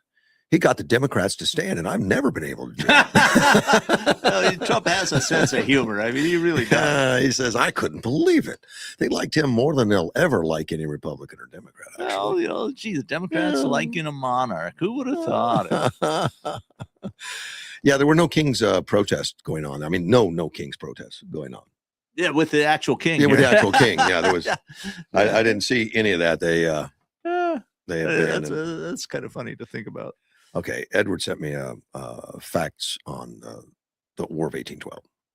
In 1812, General William Hull crossed the Detroit to Upper Canada. The campaign collapsed, and Hull later surrendered Detroit to British and Native Allied forces. And I think that was the start of it. It was in Canada, because they couldn't easily go across the pond and attack England, so they attacked Canada. American troops crossed the Niagara River and fought the Queenston Heights. The invasion failed after strong British and Canadian resistance. In 1812, Montreal campaign. Separate American effort to advance towards Montreal also failed due to poor coordination and logistics. And I've seen some specials on this, and apparently we were just not good at that time. During the War of 1812, there were a fair amount of militia actions, because we were depending primarily on militia for our forces at the time, and they did not cover themselves with glory. They had some successes, but I think the War of 1812 showed us that we really needed a full-time army. See, and U.S. forces captured York, then the capital of Upper Canada, and burned public buildings before withdrawing. And additional invasions occurred around the Niagara frontier and Lake Champlain. Regions producing heavy fighting, but no decisive U.S. conquest. So it was just now. Here's something that I don't think most people realize is that both the Revolutionary War and the War of 1812 were some of the most civilized wars we've been involved in. Well, it's nice to have civilized wars. Well, I mean, like when the British, conquered Washington, D.C. in the War of 1812 and 1814, they burned down the White House, but they were pretty careful not to destroy private property. They respected private property. Yeah. And that was part of their doctrine. That's just not what we've seen in wars since then. I mean, private property is not very well respected in modern warfare. And I think it was because of our British heritage. We both came from the same culture, essentially. And so there was some respect on both sides. I mean, you have the national anthem. Francis Scott Key went out to talk to the British, and they did talk to him, and they didn't just kill him. Oh, right. It was about prisoner release, and they said, "No bother, we're getting ready to attack." Yeah, you can watch it. This will be all over. Yeah, you can watch it. Yeah. So I mean, and they had this concept where if you gave your promise that you would not fight against them, they'd let you go. For officers, particularly. That's specifically prohibited in the American military creed now, but it used to be that if you would promise as a gentleman that you would not fight, and sometimes they'd put particular limitations on that. Well, I won't fight in this area, but if the war moves this way, I can then fight or something. Or once you negotiate my release, then I'm okay. I can go back into the battle or something like that. But parole, it was called. If they gave their parole, then they would let them go and respect that. I mean, so you had officers from the other side's army like free to roam around a city because they were on parole. Oh, they wouldn't be just locked up. They'd given their word, and that was expected to be enough. I don't think the word means anything anymore. I think you're right. Yeah, unfortunately. Edward suggests we should let the British keep Detroit. Now, see, I don't think so. We'd have never had the Pontiac Firebird. Detroit turned out to be a wonderful city for a long time. Yeah, it was. I mean, and it's starting to come back now. Yeah. For a while, houses were pretty much free in parts of New York. You had to pay the taxes or something. Yeah, well, that's a lot. They had negative value.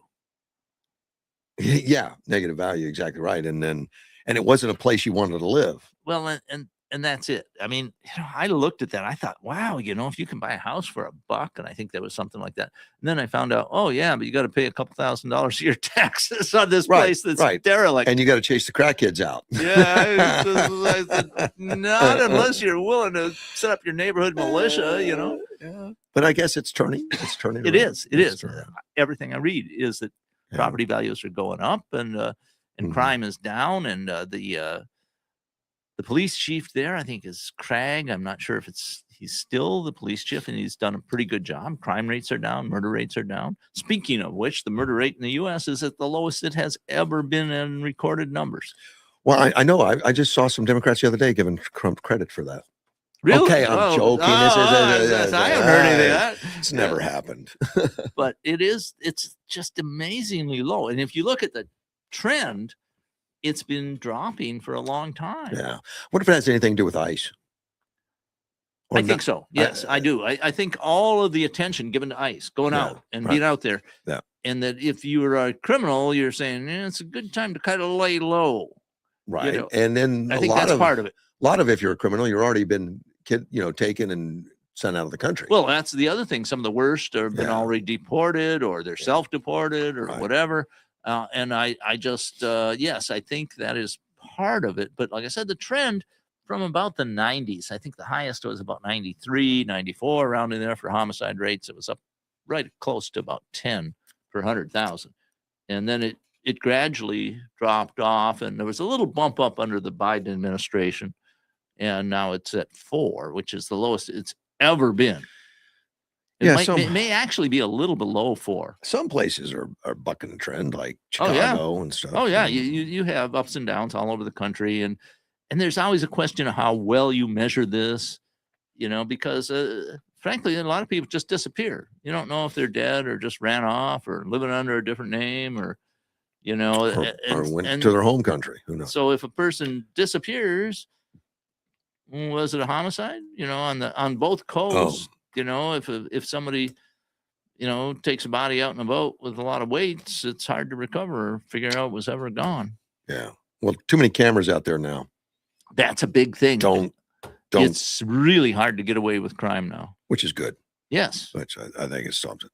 Pentagon, has changed it to Department of War instead of Department of Defense. Yeah. Of course, it's not official. Well, it's not statutory. It's just a directive from the president. And you'll still see a lot of Democrats call it Department of Defense, just defiance of Trump. It's another reason why we have to win the midterms. I want it to be Department of War. Well, they're already working on it. They've already spent $50 million to make it happen. And I think maybe that's stationary and stuff. That's a lot. Yeah, 50 million. It's a big country, so they're doing a lot. Well, if you're a collector, you might want to collect some of that stuff. It might be short-lived. But there's a legislative package out there right now that the Pentagon put forward, the call for Congress to amend all references to Secretary of Defense and Department of Defense to Secretary of War and Department of War, respectively, in the U.S. Code, as well as all derivative names. Yeah, that's what it'll take to make it more or less permanent. It's a big undertaking. It said it would result in approximately 7,600 changes in law. Okay. I didn't know. And it was started. President George Washington created the Department of War in 1879. Right. And I think it was renamed the Department of Defense in about 1948. 49. You were close. I figured you would be. Yeah. 1949, which it was a big change back then. And I don't know why. I don't know what the rationale was. I guess we wanted to be more. It was part of the new American order. I think the Cold War started. We didn't want to be about the time the Cold War started. We don't want to be scary anymore. Yeah. I mean, and it is this new theory, that we don't want to be war. We're defending. We only defend. We don't attack. Well, of course, that's a good way to lose. It's a good way to cost more lives, like in Vietnam and stuff, where it just kept going, an endless war. And that's what Trump said. He doesn't want endless wars. Yes. And when you take that defensive posture, well, you got to shoot at me first, so I won't shoot at you first or something. I don't know. There's a lot of silly rules. I mean, some people say, well, a war, you only win a war when you occupy the natives' homeland and put your flag up. And that's just not true. I mean, some of our earliest wars were not decisive in that way. Against the Barbary pirates, we won, but it was kind of negotiated end. We didn't occupy them and say, you have to accept our flag and we'll have military presence here for the next 30 years. No, we negotiated something, and then if they didn't abide by it, we sent in the warships and bombarded their capital. I think the Venezuela war lasted less than 2 hours. Didn't it? Okay, yeah. I mean, it might have been and we didn't occupy, but I think we got done what we needed exactly to have done far, but it may not last. Who knows? I call it modern gunboat diplomacy. Right. Only we use bombers and drones, and the thing is that your military so completely outclasses the other side that they really can't inflict much damage on you, and you can inflict enormous damage. And the concessions that Trump wanted was to be nice and make lots of money, and we'll help you with business. And that's what he's offering Venezuela too, but they're so fanatical. You mean Iran? They're offering that to Iran. But that's an ideology that they can't overcome of destroy America, destroy. And we want to die. We want to be martyrs. Right. It's a little tougher. Well, we won't help you out, guys. A little tougher to do. In January, the Congressional Budget Office, speaking about this Department of War, they looked at what the changes would cost, and they said anywhere from $10 million to $125 million, which is probably fair. I mean, it's signage and it's stationery, it's changing all the paperwork, all that kind of stuff. Some of it you could phase in, and it wouldn't be. Well, they said they've already spent $50 million phasing it in. So, and of course, if a Democrat wins, they'll probably phase it right back just because Trump did it. Well, maybe they'll want to change it to Department of Peace. Yeah. Right out of Orwell. Might be Department of Diversity. We don't know. We don't know what they're going to do next. But their ideology hasn't changed. And even with Carolyn Levitt chastising the left for their anger and all that stuff. Now, what I found just double down. Interesting about Carolyn Levitt and the press conference that they had right after the assassination attempt is that she was on maternity leave. She came back from she'd been on for one day. She's due at any time. Right. And she came back for that. Now that's dedication. She was sitting next to Melania Trump at the dinner, the correspondence dinner, when they all had to evacuate. Yeah. But I mean, she is due. Right. I mean, she was due. And she'd already said goodbye. Anytime. I won't see you until after the baby. I'm not going to be gone. Then she shows up and apologizes. I said I wasn't going to be back, but now previously, when she had her first child, it was a very similar circumstance. There was some kind of emergency, and she, just a day or two before she had the baby, she was there at work. Dedication. She may come in scrubs at some point. Who knows? I have been very impressed with her of a considerable series of press secretaries. Yeah, I think she's impressed me the most. We've had some good ones and some really horrible. Yeah, that's true. And that's a real, gosh. You look at the Biden administration, and I think they were quite bad. And then you look at Jen Psaki was the circle back girl. Yeah, you look at Carolyn Levitt, and you go, wow. Yeah, it's such an amazing contrast. What a nice deal. There's some fraudsters in Minnesota, going on, but they made the raids yesterday. I had heard about that. Yes. And one of the places they rented was the Leering Center. Yeah, they did call it the Learning Center on air. Really? But that's not what I recognize. Everyone recognizes Leering.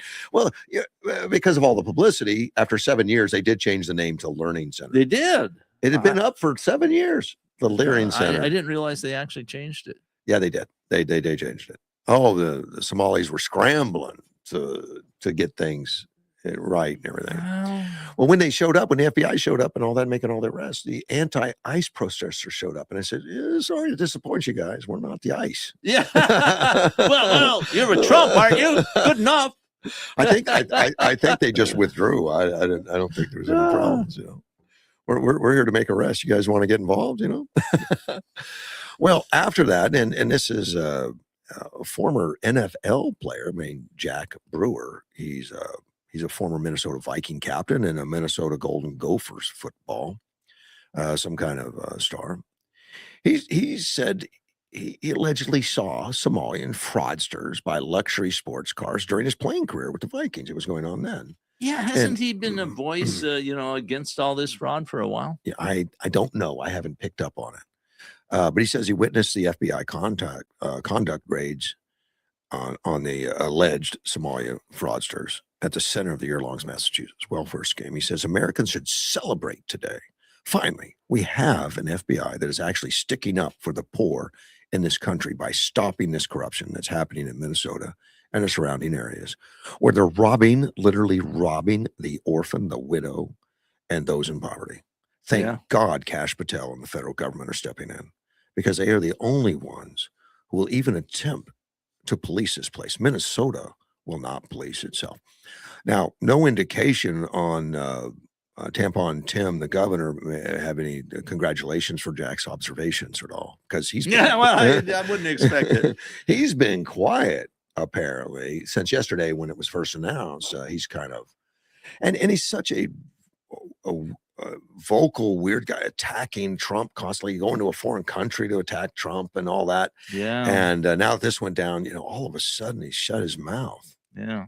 Have you seen this list of supposedly, like, I don't know, hundreds, thousands of people receiving some kind of welfare that have luxury cars? Oh yeah. And I'm thinking that's kind of, it's a long list of 2,000 that have Teslas, and this was I think food stamps. It was is that okay? Yeah. They were on SNAP, I think, SNAP recipients. But I don't know. It's not absolutely certain just because you have a Ferrari that it's illegitimate that you're getting SNAP. It's worth noteworthy. Worth looking at. Yeah. I said that Washington started the Department of War apparently in 1879. He was dead by then. 1879. Yeah, would be. did I say 1879? I thought you. I didn't catch it. If you did, I was reading it. Let me see. I'm sure it said 1779, maybe. No, it was misprinted here. It did say President George Washington created the Department of War. 1879. Oh, I did say, because I did read not it. Catch it either. I didn't catch it. Wow. Because it seems like a long time ago. Well, it was. Well, good for the listener. Both of them are a long time ago, but to catch that. I was actually a typo in the article I was reading. Huh. I'll be darned. Amazing. Maybe I should write them and tell them. No, I'm not gonna. They probably it wouldn't have. I don't think it would have been 79. Well, maybe it would have been. Yeah, that would have been under the Articles of Confederation. So that wasn't under the Constitution, because Constitution wasn't ratified until 87, I think. 1787. So that would have been like 8 years before that. Well, it definitely wasn't 1879. No, definitely not. We had a Department of War for a long time before that. I can't believe I didn't catch that. I did. I didn't even think about it. Well, because it sounds old. You hear 79 and you're just not. I'm sure it was well before the Civil War. Well, it was. It's probably during the Revolutionary War and under the Articles of Confederation, I'm thinking. And then it would have been reconstituted under the Constitution, which we were very fortunate to get. I think it's one of the most brilliant political documents, maybe the most brilliant political document ever written. I would say sensible people agree with that. But there's a lot of nonsensical. It says just written by a bunch of old white slave owners. Yeah, And so we should discount it, throw it away. I mean, they did so well. Maybe we should try to No, recreate don't even them. talk like that. We're not going to. Jack Brewer goes on to say they prey on vulnerable people, and of course he's the NFL quarterback talking about Minnesota fraud. I believe they get into these networks and pass it on amongst each other, how to steal from the U.S. government and how to exploit the very people whose programs were created to help. These people are gross. They are robbing the people who need help the most and turning suffering into their own personal business model. Yeah, exactly correct. Oh, and that's from an NFL player, so he didn't get hit as much as most of them. He says Minnesota is one of the most fatherless places in America, particularly because 28% of their households are single family households, the vast majority being single moms. And I think that's intentional because we reward single moms by paying them, and we don't reward married moms. Well, and if you look at the demographics in voting, single moms tend to vote Democrat and married moms tend to vote Republican. Yeah. Minnesota is literally vulnerable to these schemes from all these folks who have figured out how to manipulate the system, and they've created industries of corruption. Many liberal cities, especially Minneapolis, have become completely lawless. They will not, by any means, police themselves at the state level, the local level, or the city level. All they do is let people get away with the crime after crime after crime, no matter if it's violent crime or white-collar crime. What can you do to actually go to jail in Minnesota? If you look at it, they have some of the shortest prison sentences. They let people right out of jail, and it becomes a free-for-all. It's a complete free-for-all. I like this guy. Jack Brewer, he's quick to state exactly, football, and he's quick to state exactly what he sees and what's going on. I have to say he is articulate. Yeah. Oh, Edward also caught the 1879. Good for him. Well, I would expect him to catch it. I mean, he's looking for fault in me no matter what. Well, it's a good thing to have somebody who'll do that. Keeps you on your toes. Oh, wait a minute. He didn't catch it. He just commented. In fact, he sent me a graphic saying, I did not catch it. This is the breaking of the first seal. The end times are here. Time to run up the credit cards. Oh man, yeah, I remember I first had that or heard of that idea during a novel about end of the world as we know it novel, and there was a comet approaching Earth, and it looked like it might hit us, and people ran up their credit cards in order to buy emergency supplies and stuff. Sure. Because it was the end of the world. And so you're better off with the supplies. So they ended up having to pay the credit cards off. Well, no, the comet hit and it was bad. I mean, I don't know. Nobody did a census, but it seemed to me like probably 3/4 of the people in the country died. So yeah. I showed you this flyer Edward just put up. I know you guys can't see it, but his AI does all this. Well, he does it so quickly. So does that mean that eventually the AI will be there when you need it and you won't need Edward? Well, the AI won't need any of us. Well, but then what's its reason for existence? Well, that's a good question. You have to ask AI. Yeah, right. Yeah. I mean, Musk says, I don't think AI will get rid of people because people are interesting and it doesn't want a boring universe. I do remember him saying something similar to that. Yeah. They would be bored without us. Yeah. That doesn't give me great. Well, I have to say, I made a comment kind of like that. I said, God has a sense of humor, and maybe we're created just because he was bored with a lifeless universe. Yeah, exactly. He does have a sense of humor, by the way. I think so. I mentioned this Six Flags at St. Louis ended up in chaos. It was just such a shame. You know, these people pay a lot of money to get in. It is. And, yeah, it's well. And to have, brawls that were going on, and multiple brawls with many as 100 people who were juveniles who broke out of the park.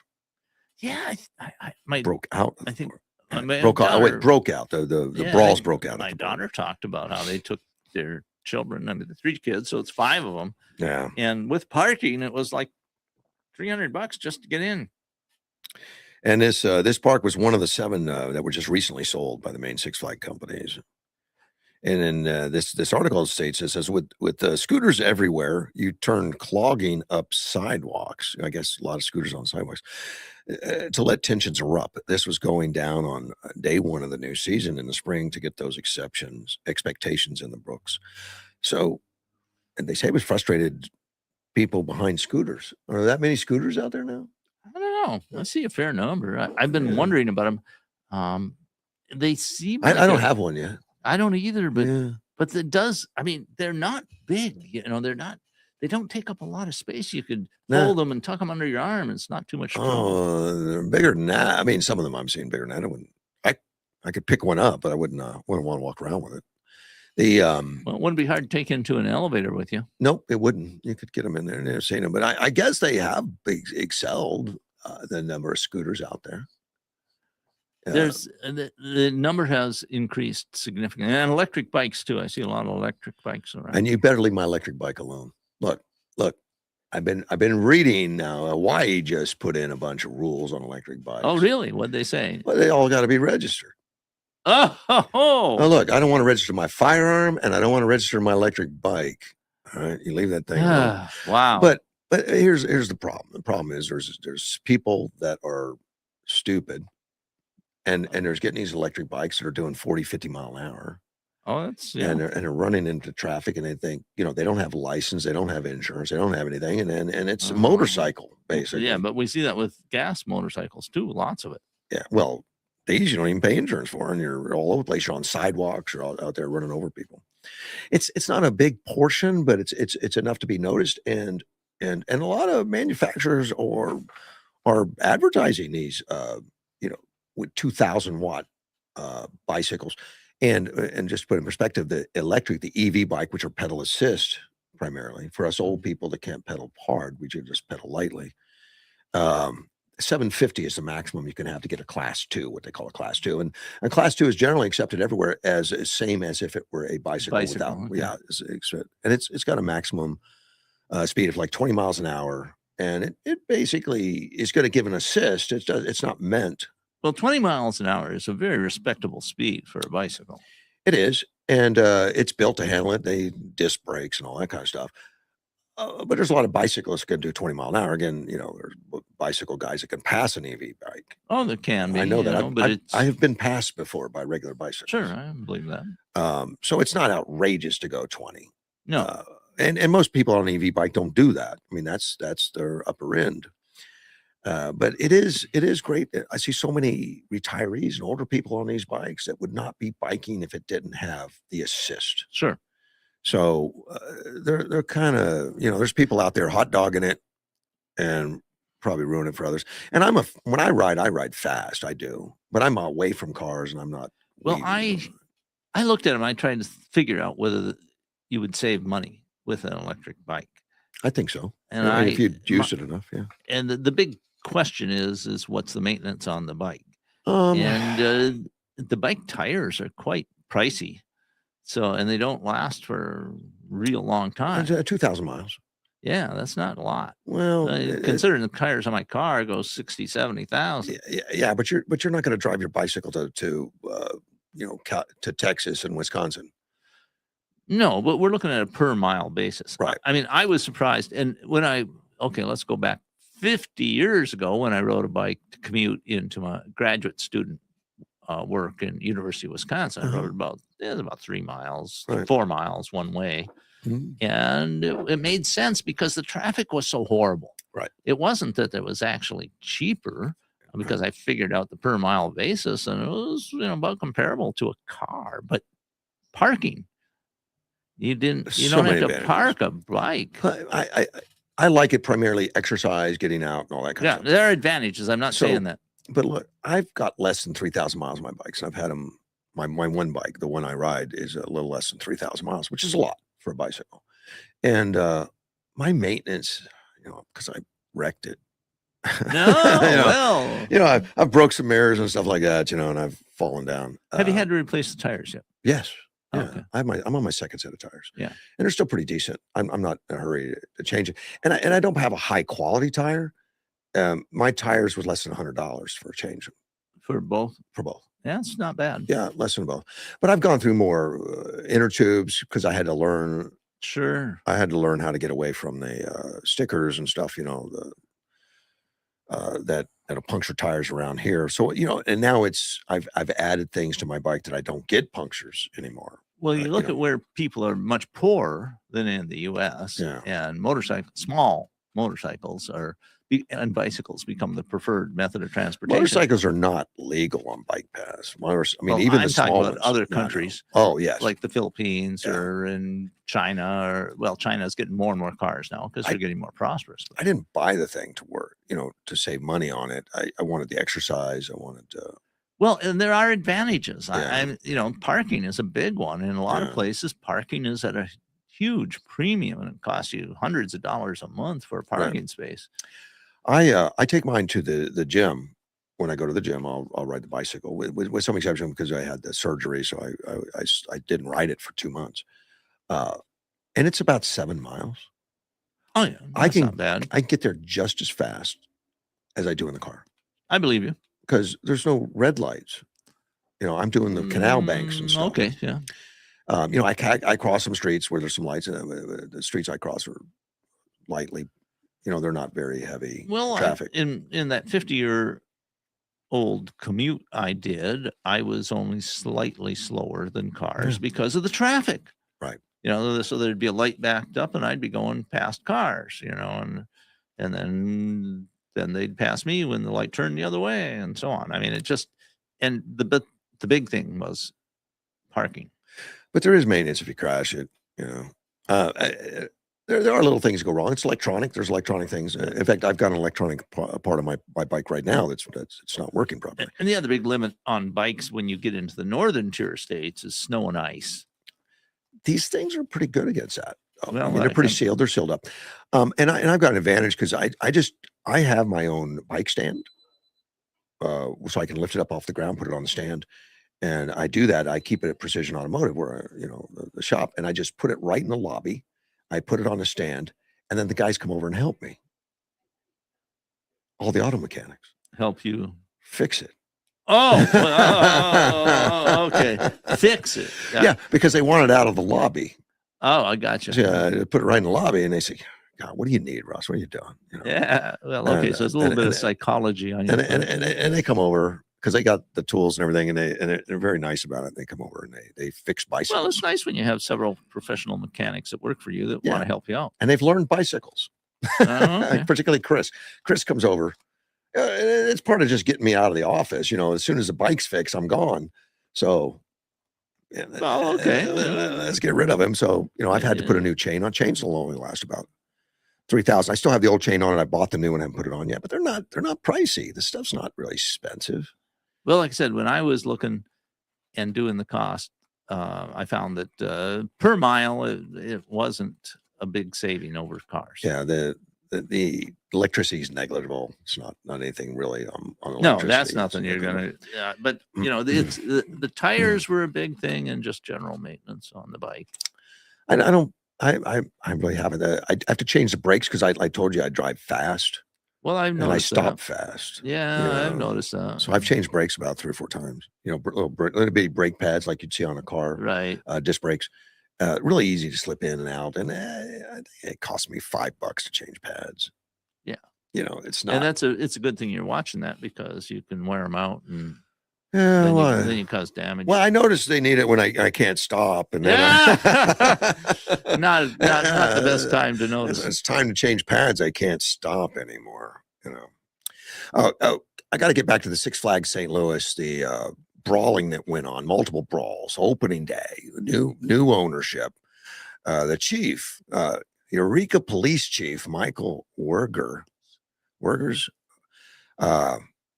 He told the reporters there and everything that, there's about half a dozen or so juveniles detained as a result of the fighting. He said no injuries reported and thankfully no damage done to the amusement park. Can you imagine a world where the park had to be shut down for repairs due to damage from an out of control 100-person fighting on opening day? That would be un-American. We have the freedom to overpay for entrance into an amusement park and then to stand in long lines, sweat our asses off, and eat garbage while dodging an unbelievable number of overweight people on scooters.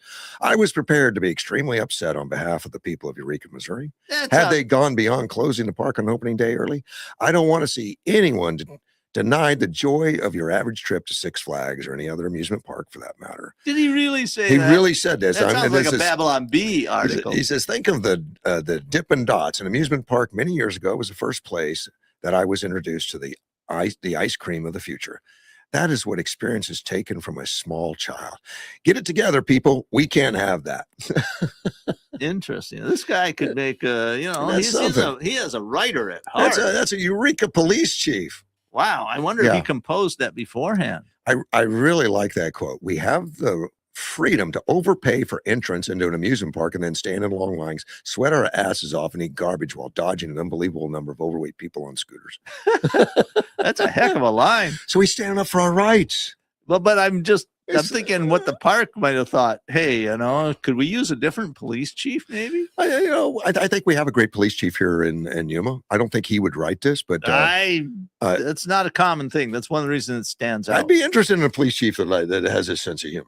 Yeah. I don't think the people on the scooters were happy with him after they read that. No. But I don't think the park was all that happy either. Well, he showed up and he said, we're not going to put up with the nonsense. Good. That's what you need to do. So I would imagine having a police chief like that, the nonsense is going to be short-lived. Yes. Because someone's going to jump in there. Unlike these cities and states and counties that have adopted this hands-off, well, if you only stole because you're hungry, it's okay. Or if you stole less than 900, we're not going to arrest you. One of the best parts there is he said nobody was injured in these brawls. And I'm going, what kind of a brawl do you have that nobody's injured? Well, I'm sure it just means serious injury. It's probably one of those guys gets somebody hit in the face, rub some dirt on it, let it, Maybe. But apparently nobody had to go to the hospital. Well, that's a good thing. I mean, maybe it was a bunch of pushing, shoving. People discount how a lot of people have been killed with one punch. Oh gosh, yes. That's why I stopped punching people. That's good reason. I've never been in a fight in my entire life. I've never had to defend myself physically. Well, it shows foresight and thought and good oral skills. Or very fast at getting away. I don't know. Well, maybe you might be better at running, which is actually, I don't really run. But the last time I was in danger, and I thought, all I could think of, I can get my jaw wired. I have good insurance. I'm okay. I wasn't scared at all. Oh. And the guy wanted to hit me so bad. It was just so obvious. He was just furious. But I didn't care. I was just smiling, and I would not have hit him back. You remained calm. Absolutely calm. And he was asking me, "What's wrong with you? Like, why am I not agitated?" Okay, well, and again, I was just observing him, and I'm like, this guy is nuts. And he was about a 6'3" Carlos, known for fighting, and since grade school, he's been a friend of Chris's for all through grade school and everything, and he's a brawler. That's how he gets things done. He's a bully, a brawler. Okay. And he's calling me all kinds of racist and everything, and threatening me, and I'm like, wow, it's pretty aggressive, And he said, "Why are you smiling?" and all that stuff, And he walked away. I would have had him arrested, of course. Sure, of course. And then I got my jaw wired. I wasn't going to hit him. Well, and who knows what? I mean, that's very expensive for the person doing the assault too. Well, I think he was smart enough, and he's probably been in enough fights to know that if you hit somebody that's not hitting back, it's a one-way thing. You're going to jail. Right. I think he was trying to intimidate me enough to where I'd hit him.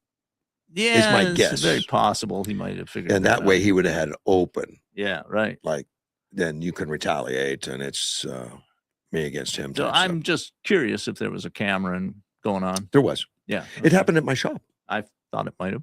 He was a guy I evicted. He was renting space from us, and he was just horrible to people, and it was a bad image for us to have him around. Yeah. I asked him to leave. He wouldn't do it. So I had a lawyer drop eviction papers and I put him on his desk and he chased me down the stairs and called me racist and all that. All of a sudden, I wasn't a racist when I signed a lease for him. Yeah, right. Yeah. All of a sudden, I'm a racist because I said it won't work out. It's not working out. And yeah, he was going to destroy me, and never touched, never did. Which I would have been fine either way. I mean, I think. Well, I mean, I think you're probably correct, but somebody hits you hard, it can do a lot of damage. I think he's one of those guys that could kill. I mean, he was a big, strong, strapping guy. Yeah. But I had after he started screaming at me and everything, my crew surrounded us. Yeah. With hammers.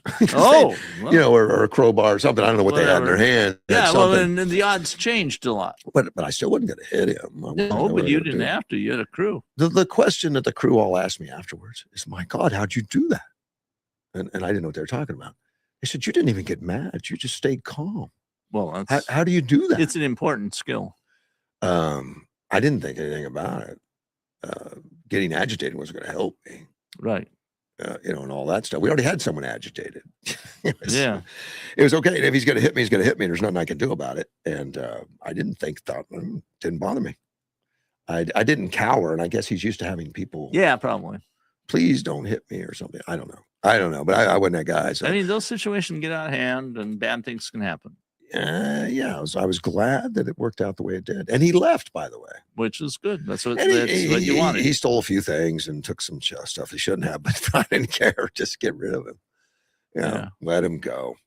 UCLA officials are warning conservative students that they can't identify protesters. Huh? Yeah, that's exactly right. Right response. The School of Law is facing accusations of discrimination because the administration threatened conservative groups. The dispute happened over a recent event. The Foundation for Individual Rights and Expression, called FIRE.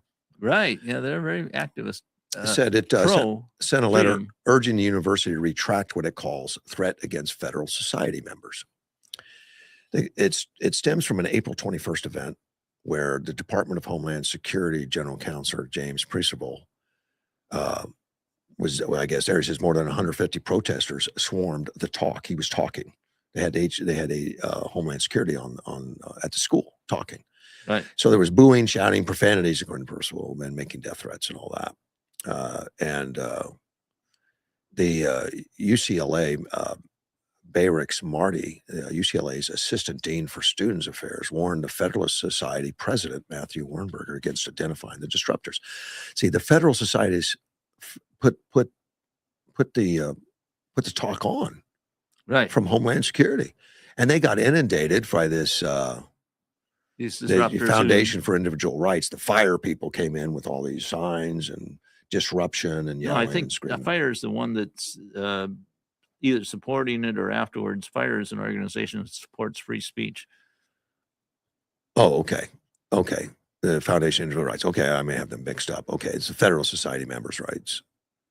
Threat again. Oh, yeah. The Federal Society members are being threatened that if they give the names of the protesters, right, that they are going to face disciplinary action. And FIRE is saying, no, you can't do that. Well, they were asking in a letter to retract the names and everything. The assistant dean for students warned the Federal Society president against identifying the disruptors. I have also been requested online to identify students in the audience who are visible in video recordings. I would strongly encourage you and other organizers do not disclose those details. If that information is shared, despite the tenor of some of the online commentary and its implicated student reports behavior from anyone that falls under prohibited behavior per the Student Code of Conduct, the student organizers and or individual students could be connected to it. And the allegations being on the outcome was reasonably predictable when the names were disclosed and the subject to the campus process. FIRE's program council Jesse Appleby wrote to the students attending a public recorded event, as painful as online criticism may be at times, UCLA does not restrict protected speech merely to shield student protesters from the consequences of their action. Fire also claimed UCLA is applying a double standard, aligning with the Federalist Society members are being silenced. Protesters have been identified and mocking them online. UCLA is committed to free speech. This is their afterwards. And academic freedoms, including perspectives that may be controversial and deeply contested. The student-organized event, which proceeded to its conclusion, was one instance in those principles and practices. The law school worked with the Office of Campus and Community Safety in advance to support the event and uphold the university's comment to free exchange of ideas. And the event booed Percival, called him a Nazi and all the signs and all that, and F you, loser. And of course, the protesters are being protected by the university, and they said harm will come to the student that doxes them by name and says, "No, that was Joe, that was Dean, or something," and because it's against the student code of conduct.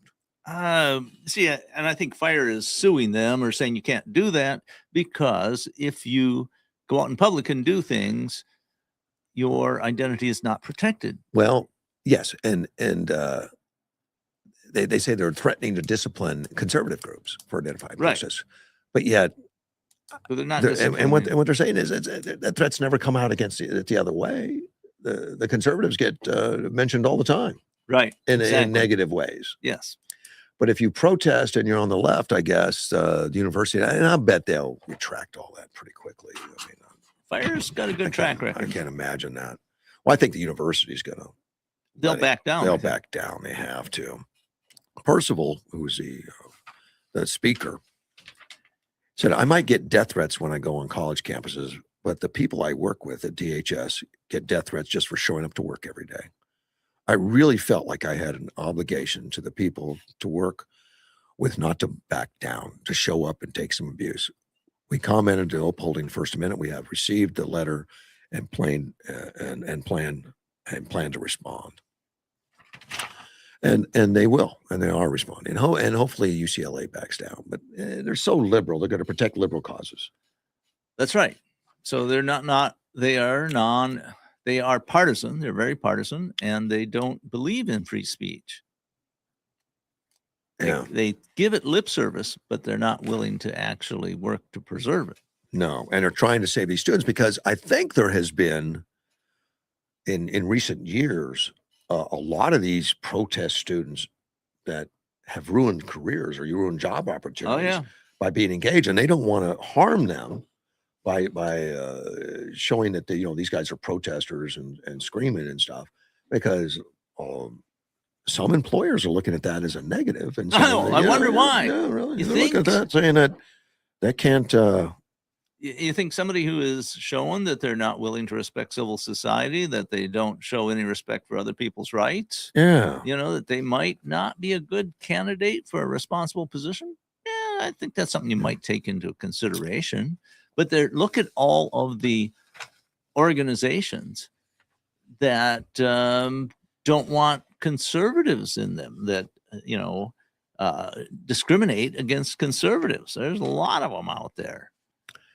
Yeah, one of my listeners says, "What happens when all the older, educated people are gone?" Yeah. Hopefully, I will be in the ground when these idiots take over. AI will perform all those functions, I guess. People have been predicting that the younger generation can't take over since written time. Well, wherever we have records, yes. I have faith in a lot of our younger groups. I hang around a lot of great kids that have a good head on their shoulders. I don't know what percentage you need in society to maintain norms. It's hard to say.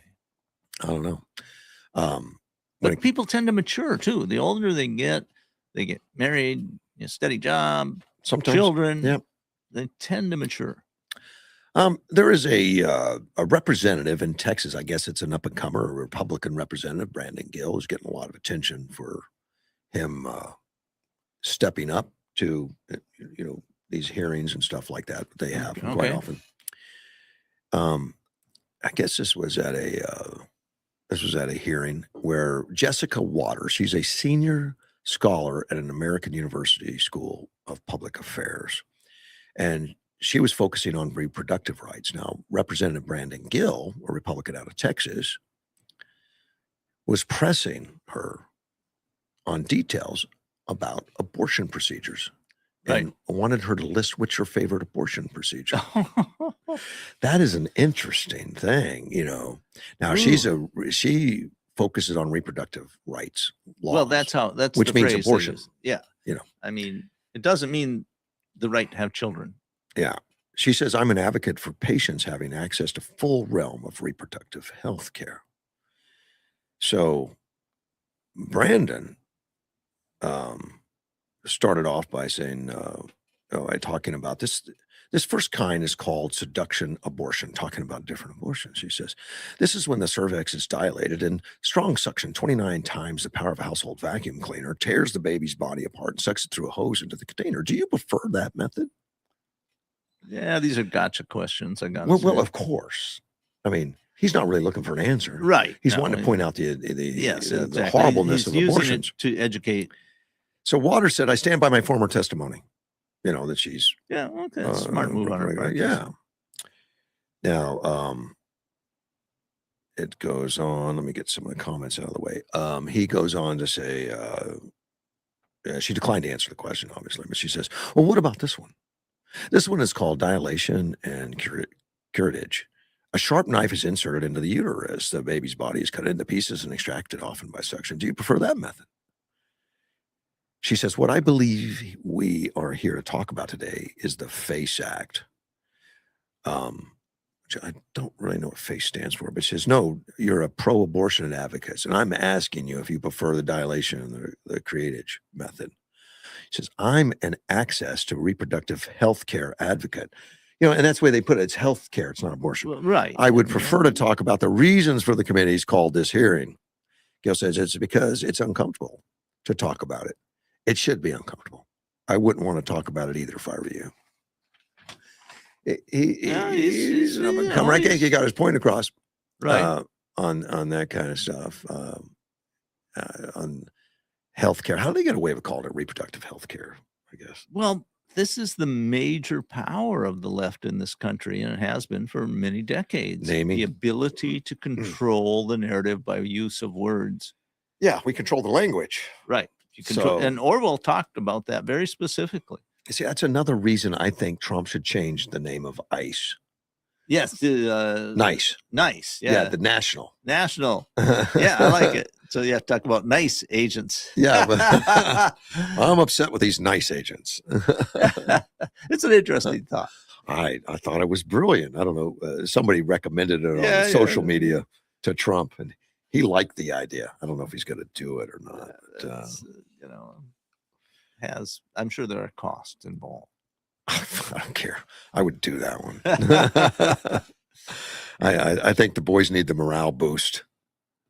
Yeah, they could introduce themselves as a nice agent. Yeah. There's a lot of power in words. Yeah. Let's see. Google co-founder ripping California, which is easy to do because California sucks. Sergey Brin. He is a Google co-founder, billionaire. And he left California. He's one of the ones that relocated out before that. Most billionaires are pretty tax. smart. Not all, but most of them. Yeah, they don't stumble into it if it's self-made. It's probably, or it's luck. You know, there's some of those Bitcoin billionaires that, you know, invested a few $1,000s in Bitcoin and got to be billionaires. Could have been me. Yeah, it could have been. There could have been hundreds of people, but there's only a couple that did it. Yeah. Yeah, and I wouldn't say they were smart enough to do it because nobody knew, but they just by chance, whatever. Yeah. Okay. Well, whatever. But and usually even those people have better than average brains. Sure.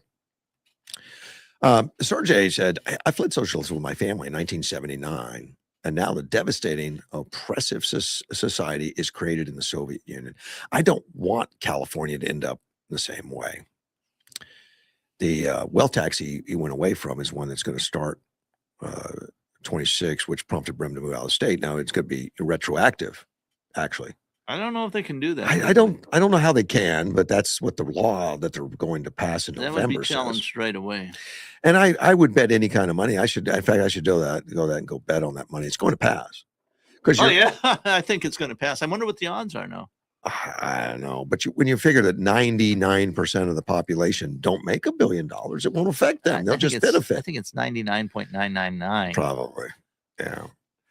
And when he moved out, he moved on the Nevada side of Lake Tahoe, so he's about a mile out of California. Well, I don't know exactly, but close to the border. Yeah. And then he just spends other the week in Google's headquarters in California. He still has his headquarters there, which potentially could move out too if California becomes stupid enough. I think they unfortunately they have a pretty good investment in real estate there. You know, the headquarters. They built this headquarters. It's a big deal. Yeah, he said they relocated 15 California limited liability companies, LLCs, out of the state, while several were converted into Nevada. So they're moving what they can. Yeah, which is just smart. And I know Newsom thinks we're going to get this big windfall because we're going to charge all the billionaires 5%. You know, what you're getting is a shortfall. You're going to have less billionaires, and they spend money every day. It's a very short-term windfall. Yeah. And of course, then the next step is, well, all the billionaires moved out. Well, let's go after multimillionaires, right? You know, and so on. Right. Of course, a lot of multimillionaires in California. Almost anybody who owns a house. I think. Automatically. A little exaggerated. Brent even started a nonprofit group called Building a Better California. He put $57 million into it, to try to fight some of this nonsense. Good.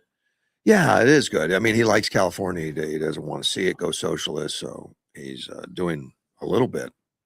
But Newsom's got unlimited funds on the California side because they're taking so much money from the federal government too. You know, there's estimates and speculation that the fraud that's going on in Minneapolis and Minnesota is nothing compared to the fraud in California. Yeah, well, it reminds me of an old joke about some American visiting France, and he said, "Wonderful country, absolutely great. Awful lot of foreigners in it, though." It seems like it might sort of apply to California. This shooting had happened at the White House Correspondents' thing. There was an Ohio teacher that posted a video on TikTok, and I didn't really understand it, but it says, "Man, there's been a few creators on here saying that like Friday or yesterday could have been the day when I wake up to that news, but not that news." Talking about the assassination attempt. Yeah. And we're going to have to pay really close attention to what they're trying to actually distract us from. She got fired. Really? Apparently it was inferring that she wanted Donald Trump killed. I would say, I mean, that's the impression I got with it, but it was kind of you saw that one. I had to read it. I wouldn't say it was a real strong, clear impression. Maybe if I'd have gone to TikTok and actually watched it, maybe there was video accompanying it. I don't know. You can make inferences from the way a person looks and their gestures and everything else. Well, she got fired from a learning center, Bright Path, not a leering center, a learning center is in Cincinnati. Yeah, okay. Says our organization does not tolerate or explicitly condemn any calls for violence. Comments made online by this individual are deeply inconsistent with our values. The individual in question has been terminated. I don't think enough of that. Gosh, that just sounds so horrible. Terminated. Yeah. With extreme prejudice. I guess they didn't say that. No, terminated is normal, but it sounds like the Terminator. Yeah. Which is a little more violent. She's been there for quite a while, but gone. And I'm glad to see some of this that the businesses are making. At some point, you have to draw a line. Where's the inference? How close is it? Of course, there's probably a business out there that would congratulate her for it. So yeah, maybe so. Unfortunately, there's punishment there just going through the process. Absolutely.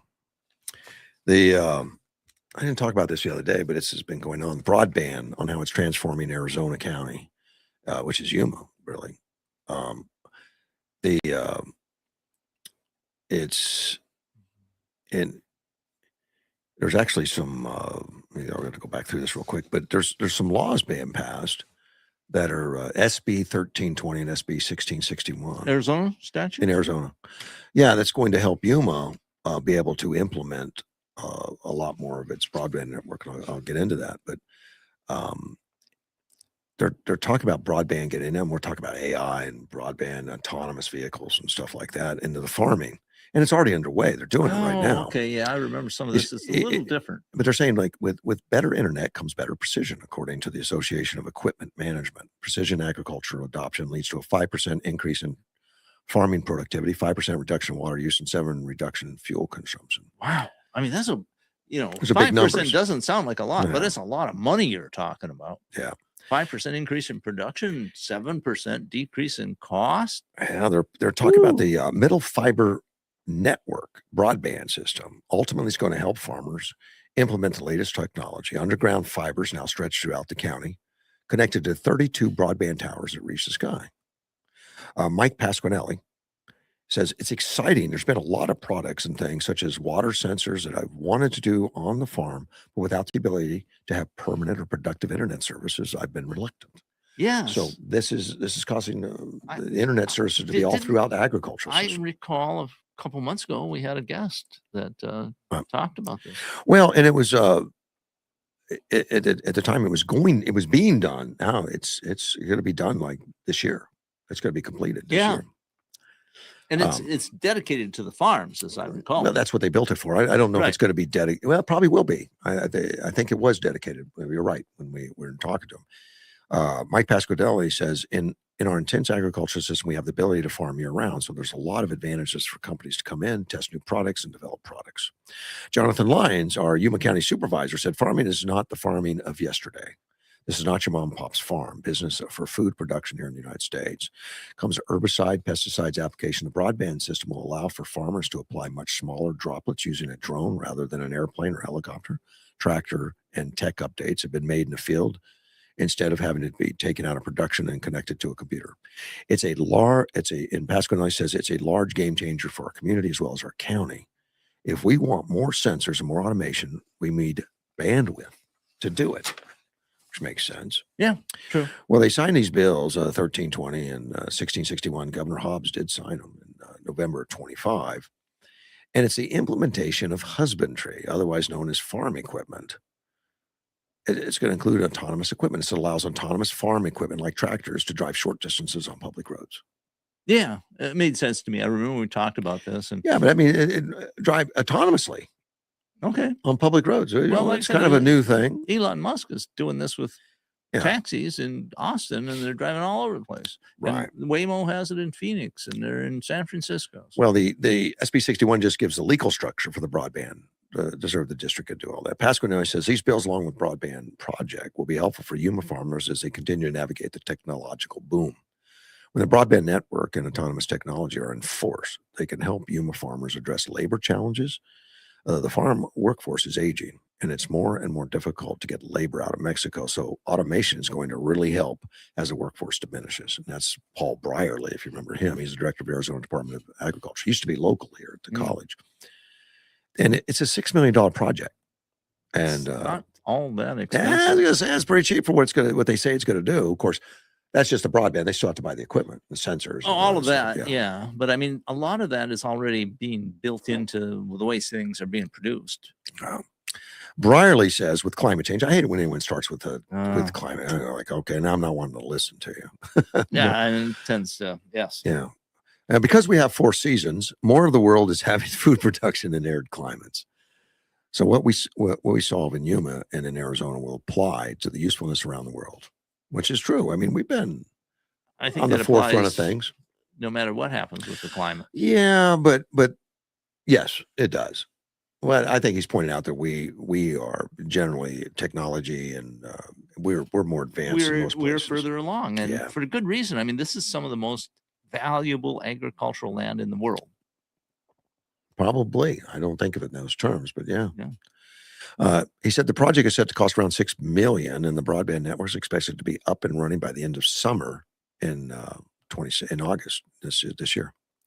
Not only does it allow Yuma farmers to use latest technology, but also this is going to be the most connected production area in the world. I believe that. That makes sense to me.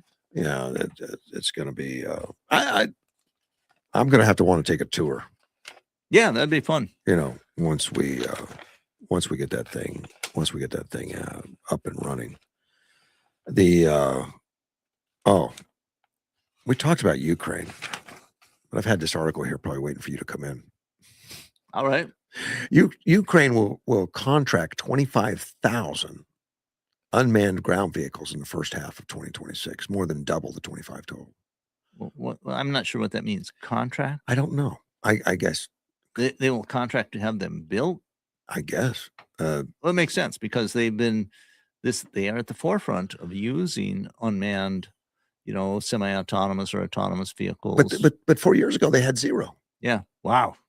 Now they're contracting 25,000 unmanned ground vehicles in the first half of 26. Yeah. No. The first half. These mostly are going to be treaded or wheeled. They're not like Terminator. Right. They're not robot soldiers, but they're with wheels or treads. Right. I've seen some of them in pictures, and they're some of them with machine gun mounted. Oh yeah. And I know those. We saw those years ago as conceptual or something. They're active now. Right. Which is scary. Well, it is kind of scary, but it's war is this great innovator. Yeah. I mean, people they work harder and think more clearly with a gun pointed at your head from the other side. Well, the defense minister, Ferdov, he says he's announced that the ministry's already begun signing contractors to 2027 to stabilize long-term manufacturing pipelines. They don't look at this like it's over tomorrow. Well, this war has lasted more than 4 years already. Yeah. And the projections are it could go on a very long time. So it's not what I want. I don't think it's what most people want, but both sides seem to think that they can gain advantage by going longer. Right. And Ukraine is looking like the manpower issue, which you mentioned before about that. They're heavily outnumbered in manpower as far as number of populace. Right. Well, the defense minister says the UGVs, that's the unmanned ground vehicles, not the air ones, which we're more used to, perform important logistics and evacuations task on the front lines. In March alone, the military carried out more than 9,000 missions using them.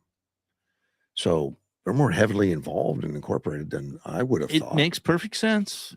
Our goal, 100% of frontline logistics should be performed by robotic systems. And those logistics mean taking new ammo, food, rations. Right. And probably extracting wounded people too. Yes, all of those things. I mean, we've heard stories now of them, machine gun mounted and all that stuff and all that. But I think it started off with the logistics, like running food into a foxhole is dangerous. Well, sure. I'm thinking of an old post World War II military saying is that amateurs study tactics, professionals study logistics. Well, logistics is something that really bit Russia, particularly early on in the war when they driving trucks into Ukraine, tires blew up. They weren't ready. There was a lot of that. Yeah. I mean, and they were not prepared. They weren't well maintenance. They ran out of fuel. Frankly, both countries had endemic corruption. Yep. And I think my sense is that Ukraine is getting a little less corruption, and maybe the Russians are getting a little less too, because you're corrupt enough, you get killed. Yeah. Well, I think the Western countries that have been supplying Ukraine have demanded right that they look at their corruption and when they want to see results. Yeah, like I said, both have been corrupt. Yeah. Well, Ukraine was Russia. Exactly. Ukraine was Russia, run out of Russia, and was really part of Russia for a long time. Yeah, we called it Soviet Union, but it was Russian type politics and stuff. Right. The defense ministry said over 330 million to push more than 181,000 drones. These are ground drones and electronic warfare systems to the front since January, through digital procurement systems that allows frontline units to order equipment directly from domestic manufacturers. Wow. Can you imagine? Wow. That's impressive. Yeah, I find that impressive because it bypasses so much bureaucracy. Yes, and that's something that Russia doesn't do. I mean, I guess they're very heavily controlled behind the lines. It's hard. At least they were. But I don't think that's. I mean, I think you are correct, but it's so hard to know for certain. Russia is so closed with their information. It's really hard to get good information out of it. But a guy standing on the front line can order directly, saying, "I need rounds. I need whatever. Need food. Need an evacuation." And they don't have to go through a bureaucracy level. Kind of amazing. When I watched a video by a general, and he was saying that there's a lot of information out there about Russian troops not being logistically supported very well. I mean, literally starving. I've read tons of stories on those. Out of ammo, out of food, out of water, basic necessities. But that's part of how the casualties are so skewed toward Russia, and with more casualties. Of course, they have more people, but it's and Russia. It reminds me a little of World War II, where the Nazis killed 5 Russians for every German that got killed, and they still lost. Though the Nazis lost, I'm saying. Well, shortly after this, that has to happen here. No, shortly after this defense minister announced all this logistics that they're doing, Kyiv released that the Bison-L has a 661-pound payload. It's a logistics robot with a 50-kilometer range, and it's under NATO cataloging standards, and it's cleared for operational use across Ukraine's armed forces and those of allies. I've never even heard of the Bison. I don't even know what it looks like, but it can carry 661 pounds and go 50 kilometers with it. Yeah, so that's significance. Makes you wonder what the power supply is. Sounds like electric. It sounds like electric. But that's 25 kilometers. That's for one-way trip. But I mean, round trip, as I'm electric would be so much advantage. You're talking about taking the stuff to the front line. You want no noise and no quieter, no smokestacks, very little heat signature. Yeah, right. And that's what I suspect the advantage of these is because they're going to be relatively small. You don't have to be very big to take almost 600 pounds. No. And so they're probably much smaller than a pickup truck, and they're just not as detectable. Right. And so they can't be killed off by. And they're kind of low. They're lower to the ground. You're not going to have that big cab setting up. There's no one sitting in there running it. Exactly. They probably are more. They can take a little more damage and still operate. Yeah, I'm guessing. I haven't seen anything on that, but 661 pounds. I mean, that's two soldiers with equipment. Yeah, right. Throw it on there and say, "Take me home." Right. You could throw a couple wounded on there. Right. Exactly. So, and I'm sure there's probably some set up as ambulances and so on. Ukrainian forces run more than 22,000 unmanned missions in the past 3 months, according to Zelensky, sparing that many soldiers from the war's most dangerous work. And the logistics would be work. I mean, it would be dangerous. Oh yeah, because you're not in the foxhole. You have to run out to it. That's where the video I watched was persuasive. Indicated most of the Russian casualties were behind the lines, which is what we call logistics, and that's where they were getting their casualties. But it appears like Ukraine is not getting as many casualties there. Well, yeah, they've got robots doing it. Well, right. Yeah. Operators from a robotic strike unit in the 3rd separate assault brigade, NC-13, now these are assault ones, used only aerial drones and unmanned ground vehicles to take fortified Russian positions in the oblast. Russia troops raised a cardboard sign reading, "We want to surrender," before drones guided them into captivity. Yeah, I can believe that. It's perfectly rational. And Zelensky went right to the airwaves and said, "For the first time in the history of this war, Ukraine warriors captured an enemy position using exclusively unmanned platforms." We're in the drone wars. It's where the future is going. Yeah, because there's no limit. I mean, the limits are very far out there from where we're at. I mean, it's not hard to envision drones the size of a dragonfly. Yeah. Oh, they've experimented with them. Right. I don't know what they're going to. I mean, those are. I guess they were meant for information. Well, one is information, but you could see how they could target an individual soldier. You only need maybe a gram of explosive to disable somebody, probably, or kill them.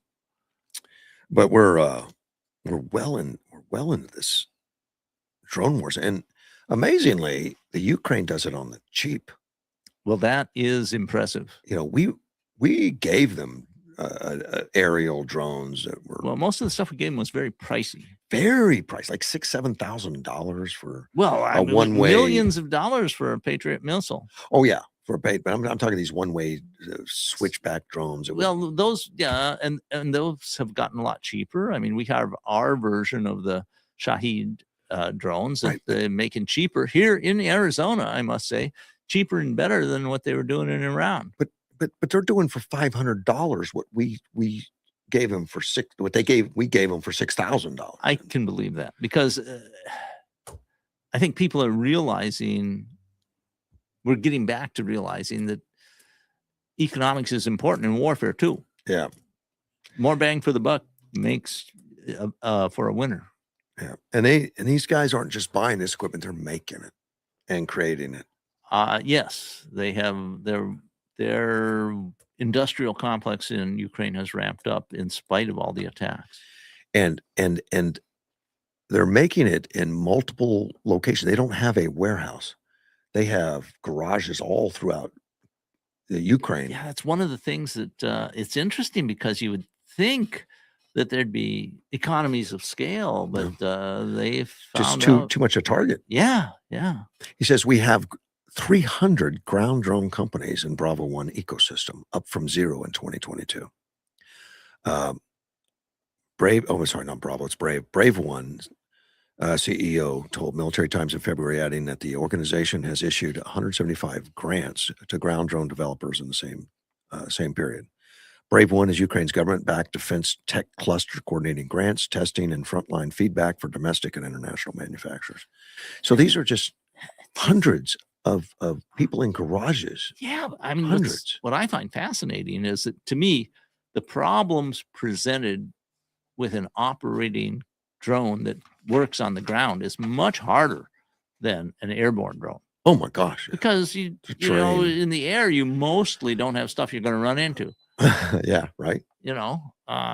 Sure, you got to land and take off, but for a drone, those are well-known problems, easily solved already. But to have something that maybe doesn't even use roads, it goes through a wooded terrain or something, that's pretty impressive. They've been noted as the foremost expert. In fact, the United States is borrowing stuff from them now. You know, we didn't have the drones we wanted in this Iranian thing, and we got them, same as Saudi Arabia did, from Ukraine, who's been battling these Shaheeds much cheaper than $1 million Patriot. It's a great teacher if you survive. Yeah, but you mentioned about China losing or winning in this thing, but they're losing customers, because now the country that is right now at the top of the list on building, manufacturing, drone, it doesn't use China at all for supplies, which is pretty impressive. Yeah, because we use China heavily. We have, and we're trying to become less dependent on them, and I think that's happening. Yeah, we have to. In fact, opening up a lot of lithium mines too. That because that's something that China, even if you don't buy their chips, you're buying their lithium. And there's changes happening in battery technology all the time. I mean, I don't know that lithium will be that important 10 years from now. Who knows? We don't, and it's very possible that some other tech, sodium or silver or something, will be more. There's a lot of things that work in the labs and everything. Right now they've got the production ability with the lithium, but that can change. Sure, it definitely can change. I see. I captured this one the other day about Iran. As Trump is squeezing with mass, I don't even know if this is valid anymore.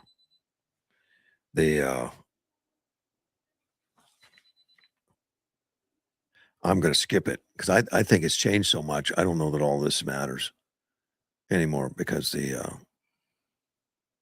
it's changed so rapidly. Well, everything is changing rapidly in the Middle East, and Iran is trying to bluster. And when I say that, some people in Iran are trying to bluster, and they're blustering in different ways, and they're not well connected. The regime is fragmented and fractured, and we don't know what will happen. But overall, I think Trump's strategy is working. Yeah, of course, the latest Iran proposal to open the strait, they're like, "We'll open it. Just put off the nuclear talk for a later date," Yeah. which is so ridiculous. Victor Davis Hanson puts it well. Their strategy is delay, delay, delay, and hope. Right. And maybe the Democrats in the United States will prove to be all the allies they hope them to be. Yeah. And well, they will. In fact, many people in Europe, many countries in Europe say, just make the deal. You know, they're not necessarily behind Trump on let's get this done and over with. Right. They don't mind leaving this regime intact. That's knowing that there's 47 years short-sighted, in my opinion. I think so. I mean, it's been war for 47 years. Yes. And Trump doesn't like forever wars. Right. I don't know. You know, I keep waiting every morning. I get up to read the news, and I think they went ahead and opened up the war games again, but not yet. But I mean, they're still sending assets there like crazy. Yes. So what does this mean? It means that probably we're going to have something decisive happening. They said, and I've read some reports from the military reports that said that they've got twice the capability now of targets per day than they had on opening days. Twice. Wow. And they were doing over 1,000 a day.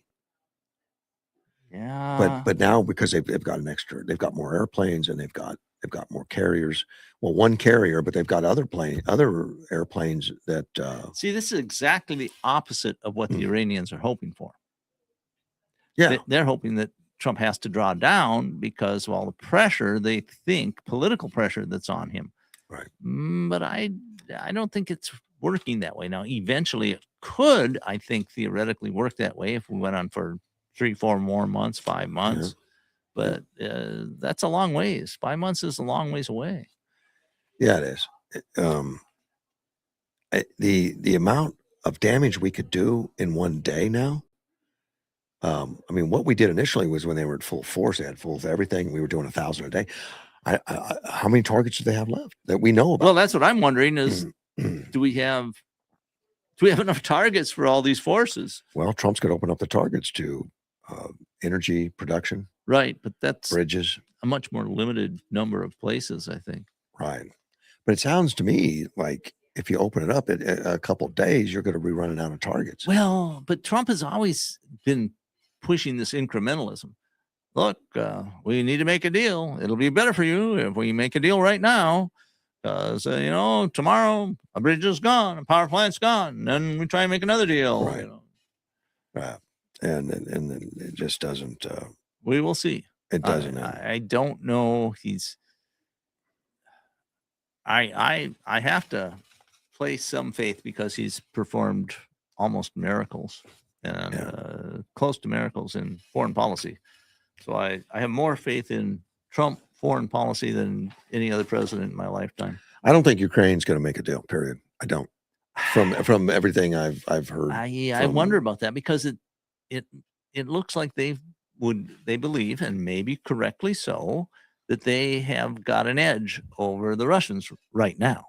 And that may expand and become greater, might not. What the people that he's working with, the people that are holding on to whatever power they have nothing to gain by making a deal in Iran. Yeah.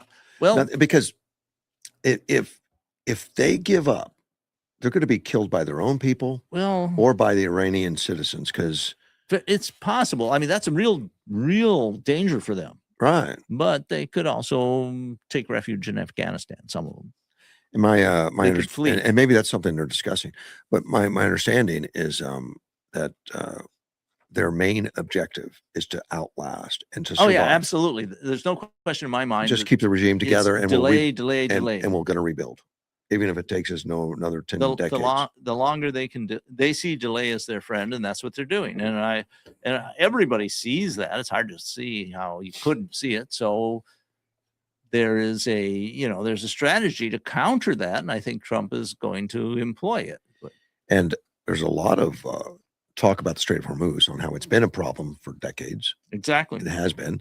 And then it's going to be less of a problem in the future because all these other countries, and Saudi Arabia being one of them, are making plans to take it out of the picture by transporting all their oil away from the Strait of Hormuz. By using pipelines, essentially, to bypass the strait. And that's happening already. It's starting to happen. And another thing that people don't talk about, but I think is happening, and that is Venezuela oil production is ramping up.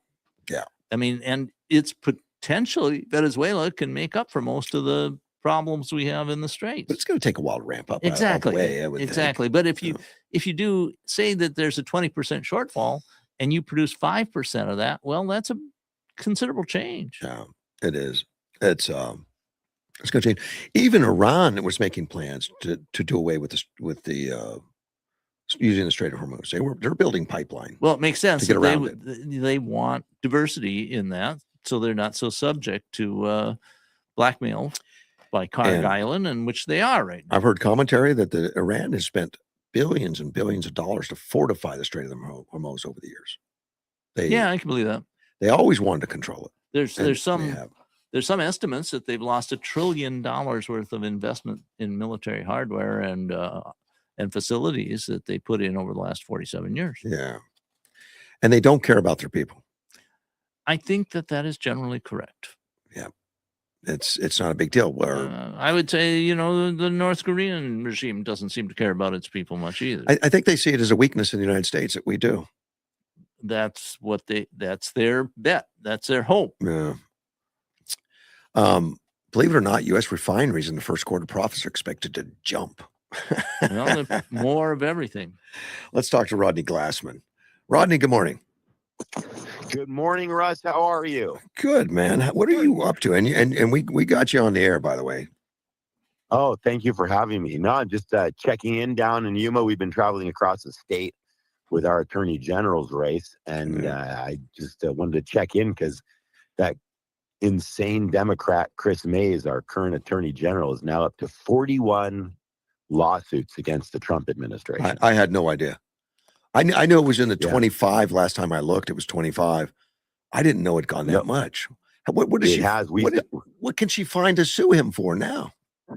Well, remember, Chris Mays ran on building a resistance resume. She ran on suing Trump. She ran on, going after law enforcement. She ran off, making sure that biological boys could compete against girls. And so she's filing these lawsuits. She sued because she doesn't like the kinds of crops that they grow. She's using the nuisance statute to take away private property rights. She's suing the Hefty Garbage Bag Company because she doesn't like how they put the word recycling on their boxes.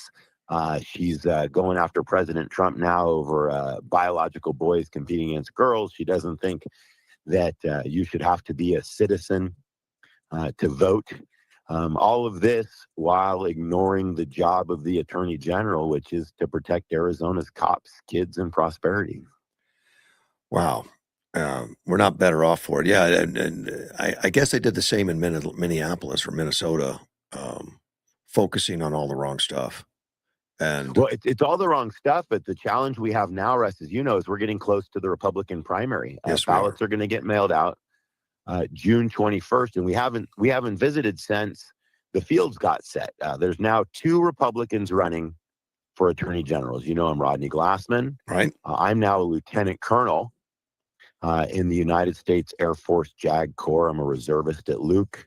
Okay. And what that means, Russ, is when I put on my uniform to go out to Luke, I run the active duty legal office of over 25 JAGs, paralegals, and support staff. And I've been a prosecutor for 17 years. And our only primary opponent is a termed out state legislator who's 50 years old and got his law license 27 months ago. Yes. Well, are you going to get the Air Force vote, Rodney? We have over 500,000 veterans in Arizona, Russ. Yeah. And I am the only veteran running for statewide office, other than my good friend Kevin, who's on the Corporation Commission. So there's only 2 of us. We're both Air Force. But as I travel the state, I try to visit American Legions and VFWs and just spread the word because we need more individuals who have served in uniform, protecting us, and especially if we talk about protecting those who serve in uniform. Right now in a lot of our cities, thank goodness it's not in Yuma, but in Tucson and Phoenix, and there's municipalities across the state where liberal mayors and councils are second guessing every decision made by law enforcement. I've done a few stories on it and looked at it. In Arizona, you can't really do the DEI thing legally and all that, but there's so many municipalities and things that are passing DEI rules and calling it something else.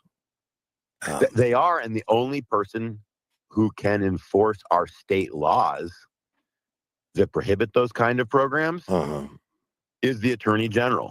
My biggest effort as I travel across the state, whether it's Colorado City or Kingman or Yuma or Tucson or across Maricopa County, is to educate people on the role and the job of the Attorney General. Because, as you know, Russ, you're very, very involved.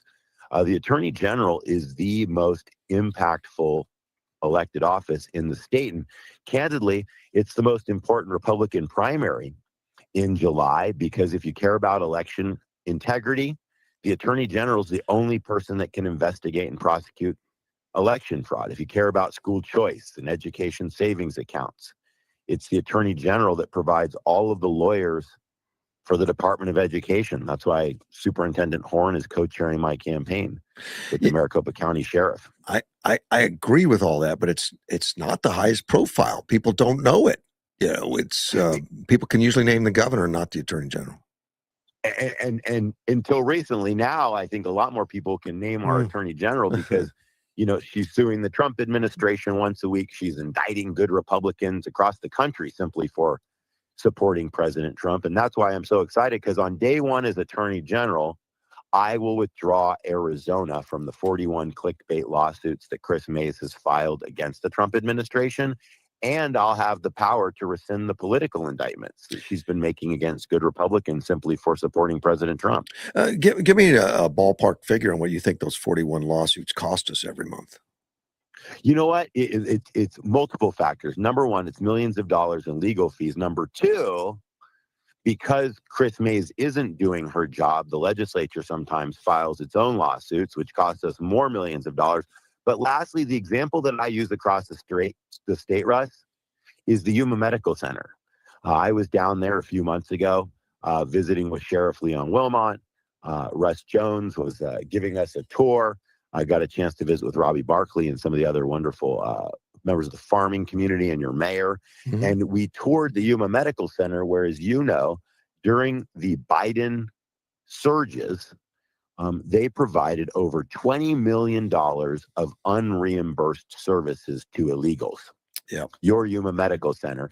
And imagine, Russ, if instead of having an attorney general dead set on suing the Trump administration week after week after week after week, we had an attorney general that could pick up the phone and was working collaboratively with the Department of Justice and working collaboratively with ICE to actually say, hey, can you federal dollars that Joe Biden refused to send to the Yuma Medical Center? That's $20 million right there that, as Attorney General, I'd be working to bring back to the Yuma community so that the Yuma Medical Center could be providing the services to more people. And so when you ask about the cost of having an Attorney General that's busy doing damage to Arizona, there's so many different ways of looking at it. But what I hope all your listeners agree is that having an Attorney General like me, Rodney Glassman, who knows how to do the job, would definitely be a step in the right direction. Rodney, other than undoing some of the damage that the lawsuits have been created, what is it that you would like to engage that is not being engaged right now? Well, protecting our seniors. When I was down there with Sheriff Leon Wilmot, we were driving along the border. I had our Maricopa County Sheriff, who chairs our campaign, Jerry Sheridan, in the car with me. And your sheriff said, hey, I have an issue that I'd really like the Attorney General to focus on if it's in your lane. And he said, it's protecting consumers. And I started chuckling, because most Arizonans, even in law enforcement, don't realize that protecting consumers, seniors, all consumers, is the job of the Arizona Attorney General. And as I travel the state, I hear about programs that are going on across the state. It's not just solar anymore that's taking advantage of our seniors and our consumers. There's guys that drive around with pickup trucks with a ladder. They bang on the door of these unsuspecting seniors. They tell them that they're there to inspect the roof. They climb up on the roof, and then they say, okay, we just did $10,000 worth of repairs. Here's the bill. Wow. Yeah. How many seniors do you think are climbing on a roof to double check the work that was never done? Those things make me sad. I mean, they're taking advantage of people that are vulnerable. Oh, it's predatory. It's predatory. Yeah. It's taking advantage of those least able to protect themselves, and that requires an attorney general who can work with local law enforcement to protect consumers. It's about educating them on the most recent scams. It's also about understanding how to prosecute. And I am the only Republican running for attorney general that has ever worked as a prosecutor. I've prosecuted drug dealers and financial crimes and protected victims of sexual assault as a member of the Air Force for over 17 years. My Republican primary opponent, his name's Warren Peterson. He's a termed out state senator. He's never even prosecuted jaywalking. So whether it's protecting our seniors and our consumers, or a big topic I like to talk about, Russ, is enforcing Arizona's election laws. Every time I visit a group, it doesn't matter where it is, I always say, raise your hand if you think that Arizona currently enforces the election laws we already have on the books. They don't. And we're not alone. Every state has that problem. Well, but the reality is that in order to enforce the laws, you have to have someone who knows how to do that. You have to have someone who knows how to prosecute, who's been a practicing attorney. And think about it, ballot harvesting. In Arizona, that's illegal. Yep. But our current attorney general doesn't enforce it. Right. Drop boxes are supposed to be monitored, but our current attorney general doesn't enforce it. And it's once again a very misunderstood office, because I always ask, which statewide elected official that we are going to nominate in July and elect in November of 26 is in charge of enforcing Arizona's election laws? And I give everyone a hint, it's not the Secretary of State, because you know who it is. Yeah. So is there a role for the Attorney General? Is there a role for the Attorney General in like internet fraud? There is a role for the Attorney General. Are you married? I am, not Dean. Dean was the one to ask a question, but I'm married. That was Dean. Oh, okay. Yeah, okay. Russ, how long have you been married? Almost 2 years, man. Oh, I've been married 16 to my law school sweetheart, and I described the Attorney General, and Dean, I hope this doesn't dissuade you from getting married. I described the Attorney General as the wife or mom of government, because the longer you're married, the more you learn that when that way you started that question with, is there a role? The Attorney General can do whatever the Attorney General wants. And if that means protecting consumers, if that means fighting internet fraud, if that means using the 60, did you know that the Attorney General, in addition to the 400 attorneys and 1,000 support staff, also gets 60 gun-carrying, badge-carrying, post-certified investigators? Wow. That can go after crimes like you're talking about with the internet. Right now, our current Attorney General, Chris Mays, she uses those investigators to go to New York and Florida to harass an 84-year-old named Rudy Giuliani, who was the former mayor, because she doesn't like what he did with the 2020 election. Yep. Yes, that was six years ago. But I, as Attorney General, will be able to deploy those investigators to protect our seniors, to fight internet crime, to make sure that our registrar of contractors, remember the registrar is appointed by the governor, so he works for crazy Katie Hobbs. But I, as the Attorney General, will have the investigators that can go out and protect our consumers from unlicensed contractors, because I'm not going to be holding to the governor. If it's a Republican governor, which I hope it is, I'll be working with the governor. In fact, that's why I'm proud to have the support of Congressman Paul Gosar. He has endorsed my campaign for Attorney General, and Andy Biggs for governor. He's endorsed us both because he thinks that we are the two who he trusts to do the job. I like Gosar. Yeah. I trust him. Yeah. He's a fighter. He's a conservative. He's now the dean of the Arizona delegation come January of 27. He's our senior congressman. appreciates the fact that I've got my PhD in arid land resource sciences. He appreciates the fact that I have a background in agriculture because, as you know, he represents the river cities. He's a Trump conservative, and he's the only member of the Arizona delegation who year after year after year after year worked in the private sector. Remember, he's a dentist. Yeah. And paid taxes, and he's been married to his wife Maud forever, and that's what we need. I'm the statewide candidate, Russ. You'll get a kick out of this. That I say I use the F word in every speech, but the F word is family. Oh, family. Okay, you can go get along with that. It's about, it's about my wife Sasha, who I met at the University of Arizona Law School. It's about our two teenage daughters, Rose and Ruth, and for me. It's about protecting cops, kids, and prosperity. But yeah, this I wanted to check in because these lawsuits. I remember last time we talked.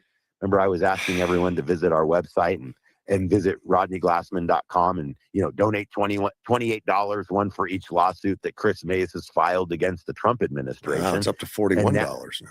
Yeah, now I'm running. We have a little button. Literally, when you go to the website, you click on it, and every time she files a lawsuit, we update it. But no, we're up on TV now. We've got our commercial running. There's some great video of your sheriff, Leon Wilmot, and our sheriff, Maricopa County Sheriff Jerry Sheridan, walking along your Yuma border. As you know, President Trump has done a great job of securing the border. But what happens at the border doesn't stop at the border. So there's way too many illegals still in our country.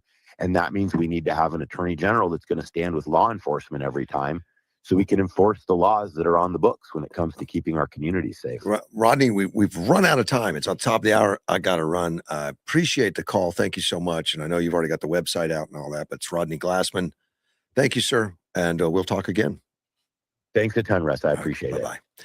And I'll be back tomorrow. Mortgage One Studios with Russ Clark.